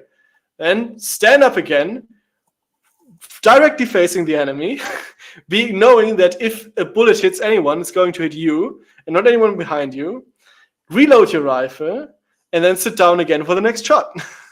And people did it, right? Like people actually would even keep ranks with bullets, with cannonballs hitting the people next to them. This is what made the Prussian army so exceptional. Of course, it wasn't always the case. It wasn't like they were all complete robots, but all in all, this was actually possible for these units. Yes. And yeah. No, what I just wanted to say is that I mean, it was of course an incredible feat to even pull this off as a common infantryman. And if we look at the records with the losses, and if we try to break it down to the level of the individual regiment, you know, when two opposing regiments square off and fire at each other, if you sustain losses like below 15%, that's really good. if it's closer to 20, that's probably the side who was losing. But the result was, of course, the winner and the loser had pretty evenly matched casualties. So even the best case scenario was still 1 in 7, 1 in 8 people dying, or at least being knocked out of the fight for a while. So yeah. Absolutely inconceivable. I mean, one of the paintings of a battle we had earlier, we see a line of soldiers currently being under fire. I mean, it's just incredible that what they were able to pull off there. One of the things we do have to mention here is that there's another German wartime tradition that is, well, not born here, but that is factoring heavily into this, and that is drugging out your soldiers before they go to war. These men are usually slightly tipsy, and they all take tobacco in high amounts before and even during the battle. And this is one of the things that keeps them calm. But even then, they can't drink so much as to just, be completely drunk, because then they could not be able to operate. And this is something that armies did at the time. It's one of the things that do actually go into soldiers being unreliable, is that you need them in the front line, but they're basically staring down, well, the barrel of a gun, quite literally. So many of them just drink themselves into a stupor so they don't have to deal with that psychology. There's a conjecture I want to make here on the psychology of these soldiers. And that is, because it seems that way, is that the loss of agency of the individual within the battalion, and also on the, just to make this understood, The individual battalions and their officers, which were Junkers, the officers were Junkers, they have very close relations with one another. And it's usually just talking about the narcotics, the alcohol, and the tobacco. This was usually handed out by the officer before the engagement. He would also see to it that his people didn't take too much. So there's a very close relationship between these people. And it seems to me, in the way in which officers talk about these battlefields, that the individual loss of agency is almost projected onto these officers by the troops. And the officers are sort of expected to be especially bold, reckless, individualistic, and just sort of outstanding to make up for the loss of agency within the individuals. And they very much behave this way. This is a time where officers have, like, they all basically brag about their boldness, their steadfastness. They share stories where they make fun of people getting gunned down next to them and saying funny things and stuff like that to showcase how stoic they are in engagement. This is why I said that I do believe that many of the things that are said about Frederick II, whilst overall probably true, are probably also over-exaggerations, because culture at the time was heavily reliant on an overall idea and perception of an officer as someone of extraordinary courage, of extraordinary battle engagement, of extraordinary recklessness with their own lives, who stood in front at the front line with his own soldiers, and basically took the bullets with them and had a laugh about it, right? And Yeah, I mean, this, yeah. I just want to say that about the Junker case, it has many instances been talked about as if they were fighting in the spirit of the Teutonic Order, and that the spirit of a monastic order was still very much present. Now, I don't think that's necessarily true in the sense of a historical continuity. If you will, this was memed into existence in the 18th century, Yes. likely by Frederick William I, who truly instilled a special kind of spirit in the Prussian officer, and that lived on at the very least until World War I, when lower ranks of the German officer corps, like the lieutenant, had staggeringly high loss ratios, where they well, frankly, they led their men from the front, took bullets for their men, and essentially tried to live with valor on the battlefield. Yeah. Oh man, this is something I might need to get Chris back in for. Is he actually did like a lot of studies on the statistics of officer casualties in World War I, because they're actually disproportionate for both the German Empire and for England, where you have a way higher officer to soldier casualty ratio than you have in any other wars. I think in this war it's 1 to 80. So I think on every dead officer, there's 80 dead frontline soldiers. Something else. If I recall correctly, I once read the same thing about the Dacian Wars of Emperor Trajan, that the loss ratio of centurions was especially high. So I guess some of that is simply part and parcel of being a good officer, is utter recklessness in favor of your men. Yeah. So yeah, it does. So it says, reading Die Kadetten by Ernst von Salomon at the moment, has some real nice meditations of the virtues and vices of the Prussian mind. I think I don't know the book, sorry, but I think it's just really important to note that this is a kind of thing that like heavily celebrates recklessness, boastfulness, straightforwardness. It is the closest, again, we get to the meme of toxic masculinity, and does come with all the advantages and disadvantages this has, right? These aren't people you really would want to be around, right? Because they are very difficult in many ways. You can see this in the letters they write home, right? They are very they're very boastful. They kind of like treat everyone around them as if they're like, scared, stupid little things, because they are the cool guys, right? They are the man on the battlefield. They're the Teutonic Order fighting for righteousness. So they are kind of difficult to get along with. But of course, on the other hand, it does within their own social circle kind of cultivate a culture of strength, resilience, and a general refusal to surrender. And it is something that I would argue very much, and maybe even more so than Germany, impacts America. Of course, America is heavily influenced, we will come to this later episodes, by Prussian military culture. And I think especially also this kind of idea of men and masculinity is something that comes over to the United States, again, with its advantages and its detriments.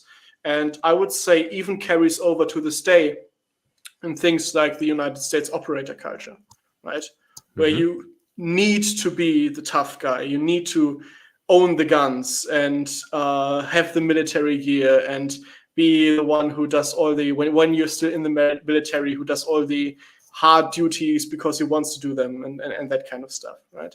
Mm. And I think it's important to note where this comes from, that this does come from battlefields in which you basically needed to psyop yourself into standing at the front, right? And that this is a psyop that makes you able to stand at the front. And that it is something, I don't know, I don't want to go over it, I don't want to go against it too much, because I think contemporary society also already has me covered in this. But I do want to kind of counter signal it a little, because it's something that the denial of which is very often made fun of nowadays, right? Like going against this kind of culture is like something that draws up minds of kind of like fun-hating feminists and people who are mentally insane for various reasons. And this, yes, but there is a real problem with this kind of culture, and I don't want to go against it too much, because it's not like it's like a complete negative, but it was inculcated, it was born out of a certain frame, and once it leaves that frame, it can often just become kind of a weird artifact of a culture and of a place that just isn't present. And again, I think, yeah. I mean, to some degree, there's a funny social, or ambiguous sociological dynamic about that, because one of the permanent features of human interaction is that if you try to mimic something, you always slightly overdo it. If you imitate a voice, the lows will be lower and the highs will be higher than the voice that you have been imitating. And what we see with German military tradition is that in this day and age, we're still speaking in the 18th century about a largely aristocratic officer corps.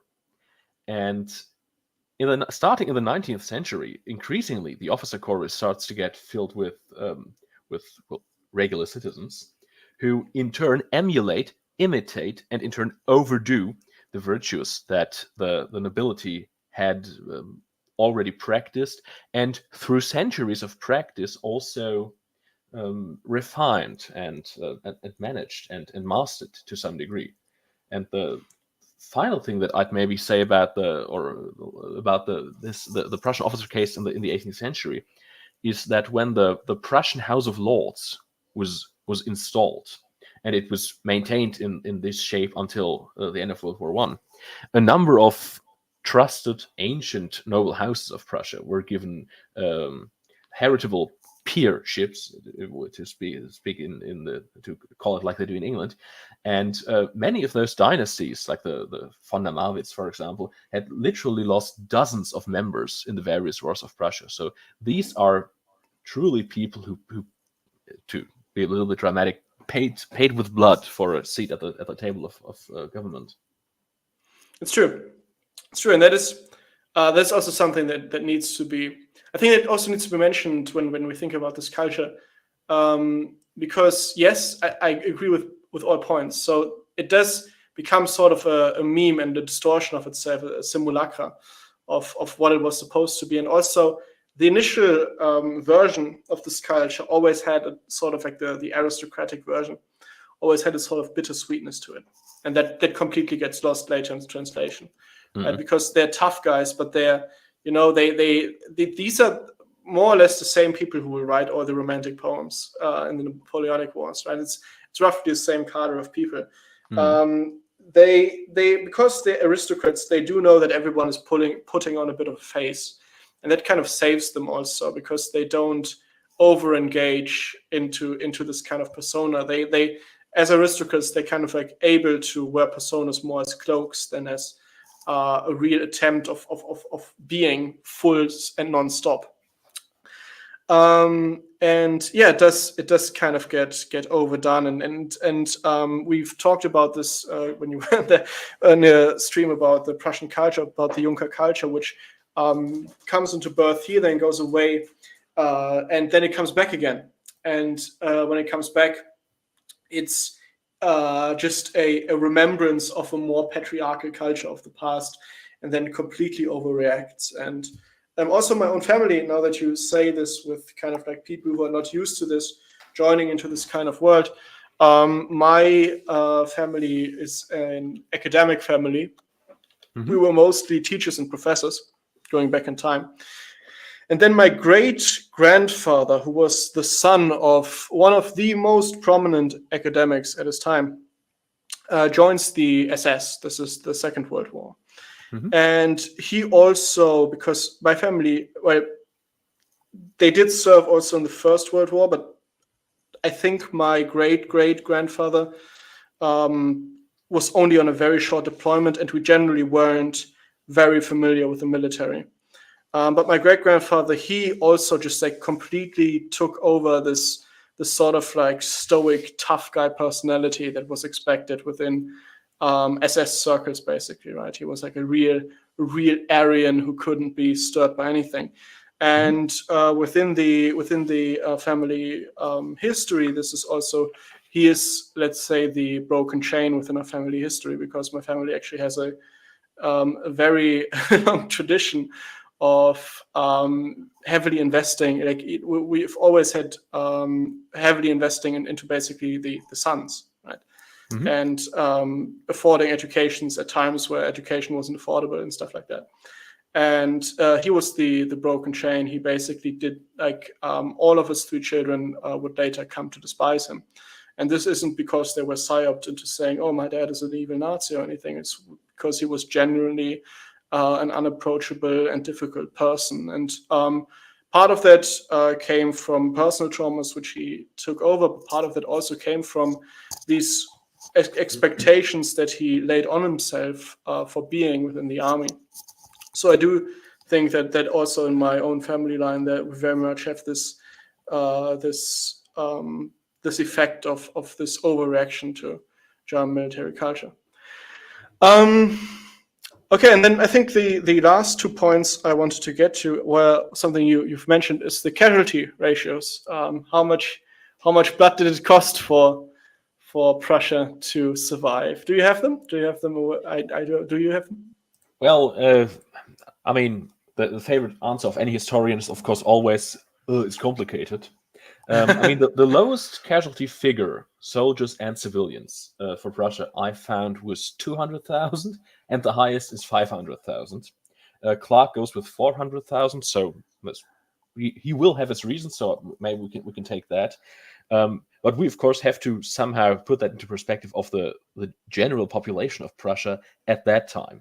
And again, Clark goes with the estimates that it's about 4 million. Could be lower than that. I mean, in 1740, it was 2.5 million. And by 1786, it was 5.5 million. So, I mean, this seems to be a fairly cautious estimate by Clark to go with a loss ratio of 10% of the entire population, which is basically Germany in World War II. Also lost about 10%. But naturally, we can highball that number a bit more. Well, maybe it was 500,000 dead, and maybe the population was not 4 million, but maybe 3.5, maybe 3.2, and so on. And we quickly rise into even further into double digits. And for example, to put this into perspective, the Soviets lost about 14% in the Second World War. Poland 17%. So we're really talking about cataclysmic events. And in the case of Prussia, of course, this happens just about a century after Prussia lost a third of its population in the 30 Years' War. So we're getting a twofold genetic bottleneck, if you will. Yeah. This is really, Nordman lawn mowing that's going on here. There's not much left standing. Now, these are, of course, gigantic casualty ratios. I think most people who watch this channel know that some people are always surprised by how quote-unquote low casualty ratios of wars are. It's actually massive. I think even like the Ukraine war, the Ukrainians have a casualty ratio at the moment of 20% or something. Of the 20% of the battlefield formations being casualties, or what? Okay. I don't know of the population. I think also including people who left the country, stuff like that. Well, I have to say I don't trust any numbers I get out of Ukraine, no matter who. It's true. I don't know. Maybe we'll know in 10 years. Yeah, well, we don't, because it's just going to be historians haggling. But I think at 30% casualty ratio, any country would basically break. Like there's just no going back for them. That's basically every third person in your country being dead. 10% casualties, which is, again, I would also say like on the lower rungs of estimates. Of course, we can also like lowball it and say maybe 5%, but that's reaching for it. 10% casualties is probably on the lower end. It's probably a bit more, so like 12, 14%, stuff like that. And it's a huge amount. Like this country was basically burning. Interestingly enough, though, and this is the other thing I wanted to get to, it is less savage than 30 Years' War. So if we go all the way back, I think to my second episode, maybe my first, I think it was my second. The 30 Years' War was incredibly savage. I still to this day love quoting the 30 Years' War slogan, Croatians eat children. I do have many Croatian friends here in the various Catholic communities, and I always love bringing up that fact to them, that Croatians do in fact eat children. They're always a bit bewildered by it, but in the end they admit it. So yeah, the war that we're seeing here is very professional, and for this reason it's way more humane than other wars. And this is something that we often also underestimate in the ideas that kind of go into this age. It is understood that this is happening, and this is happening because this is an orderly war, that this is an aristocratic war even, right? The fear of anarchy and the fear of complete savagery is very much real. People do realize that all of this, let's say, tentative nicety that they're experiencing, where a village isn't being looted, raided, and the men are executed for sport and the women are raped, is afforded to them by the high restrictive and aristocratic culture that they have. They're very much aware of this, and this also goes into the reason why they become so shocked and so concerned about the French Revolution later, right? People often don't understand this. Of course, the French Revolution was horrid in how it was executed, but this wasn't the only thing that made people shocked. So when we do things about, when we do kind of come to it, and we do see how much it more or less scars the mentality of Europe to a degree to which before that only the 30 Years' War has scarred the mentality of Europe, we do have to understand that this is basically the reopening of the floodgates. We are right now in an era that is incredibly orderly and incredibly well maintained. And of course, people do still know that there's anarchy looming behind the curtains, and it's sometimes also felt in these wars, especially through Freikorps. I was asked by someone in my chat, in my Telegram chat, if I had an opinion about Freikorps, which I found very interesting, because I don't, I really don't. But they were mentioned in Clark's book, and because of that person, and I've forgotten who you are, I'm sorry, I do want to mention the Freikorps here. So the Freikorps were drawn up from people who are volunteering to basically be something close to mercenaries. And they were outside of the normal logistics of the war machines that were fighting these battles, which means they don't get the supplies the other guys get. And what do you do when you don't have supplies? You take them wherever you can find them. You take them wherever you can find them. So these guys basically go around. They're often starving because they often don't find enough. They're often in a very bad mood. They do actually go around burning, pillaging, raping, and executing for sport. This is an amalgamation of not the best people. This is basically like the recruits you get nowadays in the Wagner, a military group. Couple that with basically no kind of idea of wartime logistics. They're perpetually hungry, and you get a real scourge upon humanity. One of the Freikorps engagements, it's a Russian one, I think it's the Russian Cossacks. They do actually lead to massive peasant uprisings, trying to get rid of these occupying forces because they were so terrible to the areas they were basically occupying or keeping under their own rule. So that is one of the reasons why there are so many casualties. And then, of course, even though this is a very civilized war, let's put it that way, it's still the case that you have mass starvations, that towns get extorted for money, for grain, for whatever. So that is again how Prussia is once again put into a clean slate situation and has to emerge once more from close or state close to obliteration, like in the 30 Years' War. And also like in the 30 Years' War, what the Prussians learn is to become more militaristic, more focused on war, more cynical about the European situation, and more generally living a culture of hardship and of prudence. Okay. Yes, one phrase that's frequently said about Prussia, or that I at least encountered a number of times in literature, is that Prussia starved itself to greatness.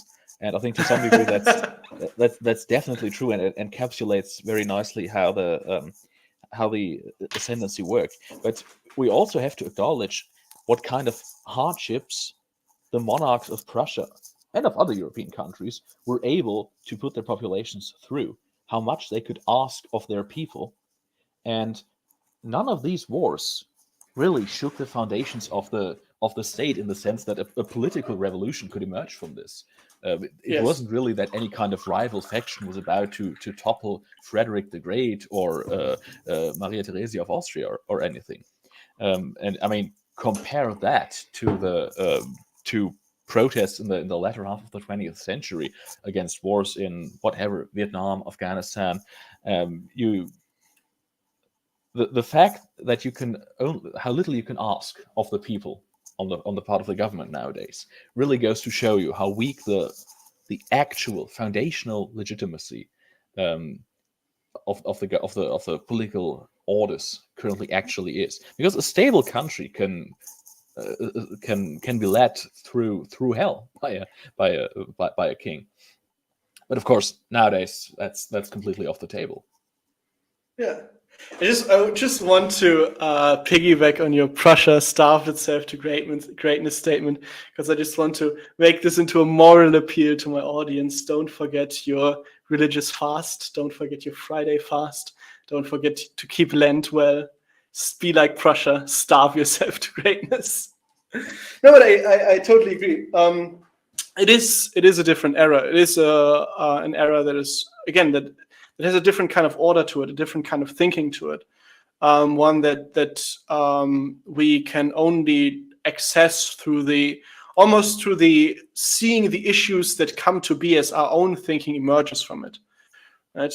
Seeing how they are weirded out by things that we find normal today, like, for example, making an alliance only on great strategy grounds and not on personal grounds, right? This is something they found weird and eccentric and radical and strange.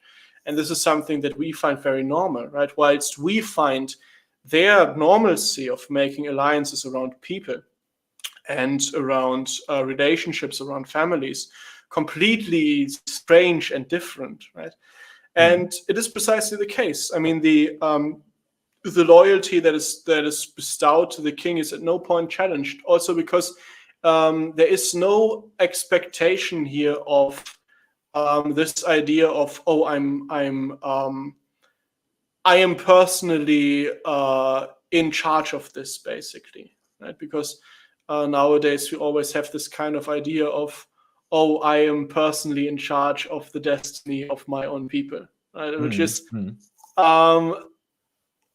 a thought that is always very able, and this is kind of the balance that this age strikes, that we strike differently.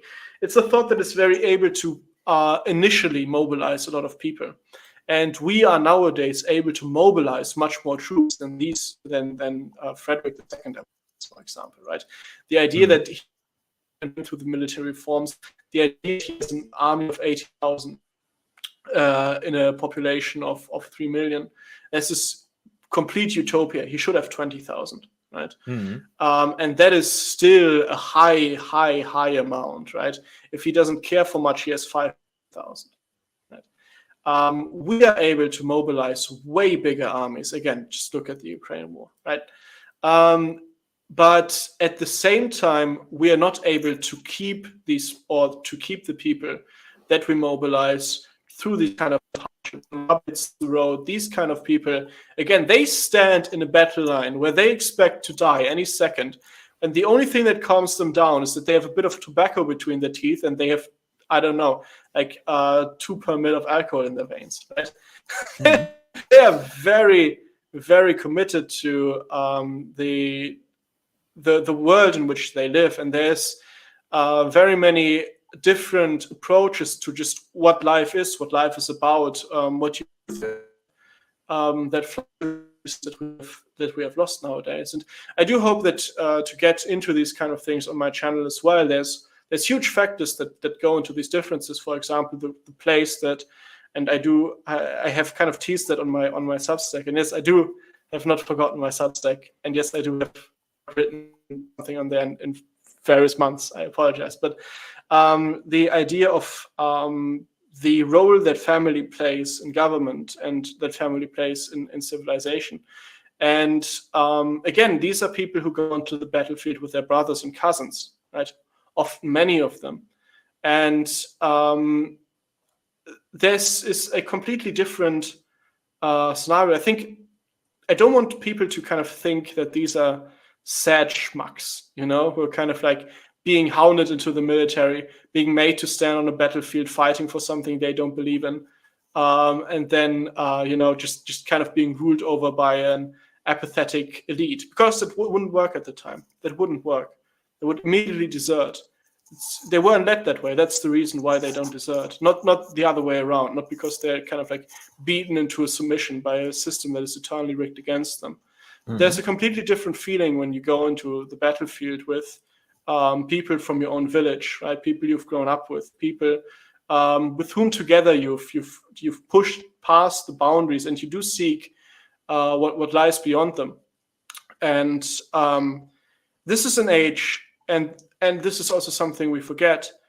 Up until, this is one of the ways in which the First World War really ingrained itself on the people, is up until the First World War, even though battles could become more violent and you had a real chance of dying there, again, with like a battalion taking 10%, 20% casualty ratios in one engagement, right? So you are in your battalion, you fight, let's say 5 battles, you have 60, 70% chance of dying, right? If you're stationed closer to the front. So this is a real chance, but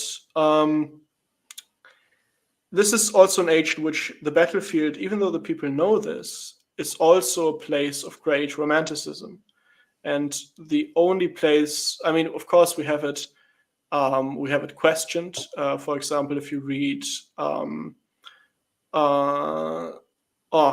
what's it called again? By Dostoevsky, War and Peace. Mm-hmm. If you read War and Peace, Dostoevsky questions the romanticism of going into battle that is permeating in Russia at the time. But that also goes to show that it's present at this age. So this isn't people who are kind of being hounded into this, even though many do learn that the battlefield is way more terrifying than they initially thought it would be. But these are people who do seek to go to war. And this is not a style of ruling that is above the people it's ruling over. This is a world that understands the reality around it very differently, and that understands the importance of things very differently. And so people would understand actually the importance of going to war for just Frederick's claims on Silesia. Mm-hmm. This is okay. I think I'll stop here. It's funny that you mentioned War and Peace, which I don't want to be smart, but I think that was written by Tolstoy before we get swamped by people who actually. Oh yeah, true. I always mix them up. I'm so sorry. Yes. That does remind me of something, because when the war in Ukraine started, I just happened to stop by one of those open bookshelves where you can just place books and take books, whatever you like. Yeah. And it was stuffed full with German translations of Russian literature. So several households must have removed all Russian literature from their homes when the war started. So goes to show you can still mobilize people on an emotional level in the short term. So that very much still works. You can whip them into a frenzy, but it doesn't really last. Yeah, I think one thing I want to point out, the way people thought about war back then wasn't that you didn't really mobilize people on an emotional level, right? That's something, this is so foreign to us, and this is why we think this is so terrible by them, because this is something which we wouldn't be mobilized for on an emotional level, right? We wouldn't say, oh, I'm going to fight for the claims of my lord somewhere, right? This is a real criticism that I often hear about previous ages. That's not what's happening. What's basically happening is you're sitting in your village and you're hearing the lord is going to war, and he wants that and that and that. And then you decide, I want to be in war.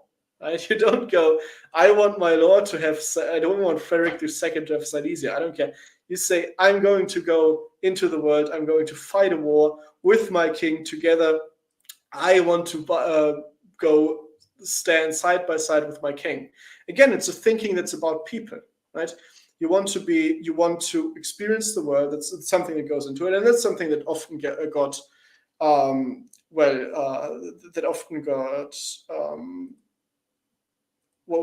disenchanted, right? Because again, you go into war and it's actually terrible. Right? You're sitting around most of the time. It's just bad food, bad shelter, influenza in the camp, and whatever. But what motivated people actually was just. Aside from that, it was just going to war with their king, right? It's like, my king goes to war and I go with him.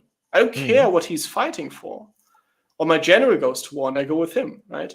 You go with the people around you. And that is why you go with your brothers and with your cousins, and you kind of go together. And this is the basis. And again, this is the basis of thinking that we just don't have anymore. That's so hard to understand for us, and which has also tried to put it in so many words. Okay. Is there anything else to add from your side? Well, I think the only thing I'd like to point out is that there is, of course, a reason why we think of Prussia as a warlike state and everything. But as Christopher Clark too mentioned here, during the 18th century, Prussia wasn't actually at war that much. I mean, we have been talking about 3 different wars here, who in totality lasted, I think, about 9.5 years, a little less than that. And during the reign of Frederick the Great, Prussia spent less time at war than any other major European country. And if we take the reign of his father, which is another 27 years, we also see hardly any military engagement. So throughout this century, we see a lot of resources being poured into the army, a lot of attention being given to the army, and a lot of importance of the army being stressed. But Prussia isn't actually that much at war. I mean, when they go they go all out, as we've seen. But it's not like they were complete warmongers who declared war on just about any Tom, Dick, and Harry. Okay, I think that's where we are ending this episode. 2 minutes and 15 sounds good. Next time, I will see when that is. Sooner than 7 months, I promise. Next time, we will go kind of into the kind of wrapping up on Frederick II, and then go into just wrapping up on his reign, and then I'll see how much that fills, and then maybe start going into the ways the Enlightenment interacts with Prussia at the time, because again, I follow Christopher Clark's book more or less chapter by chapter, and that is the next chapter that's coming up for us. So I hope to see everyone there. I thank everyone for the chat contribution. Also, Afish dunking on the Saxony reign over Poland. I have read that in the chat. I just don't have anything to say to that because I'm not that well versed on the history of Poland, I'm afraid. But yeah, thank you, everyone. Thank you, everyone, for listening in. And we'll see each other in the next one. Bye-bye. Bye.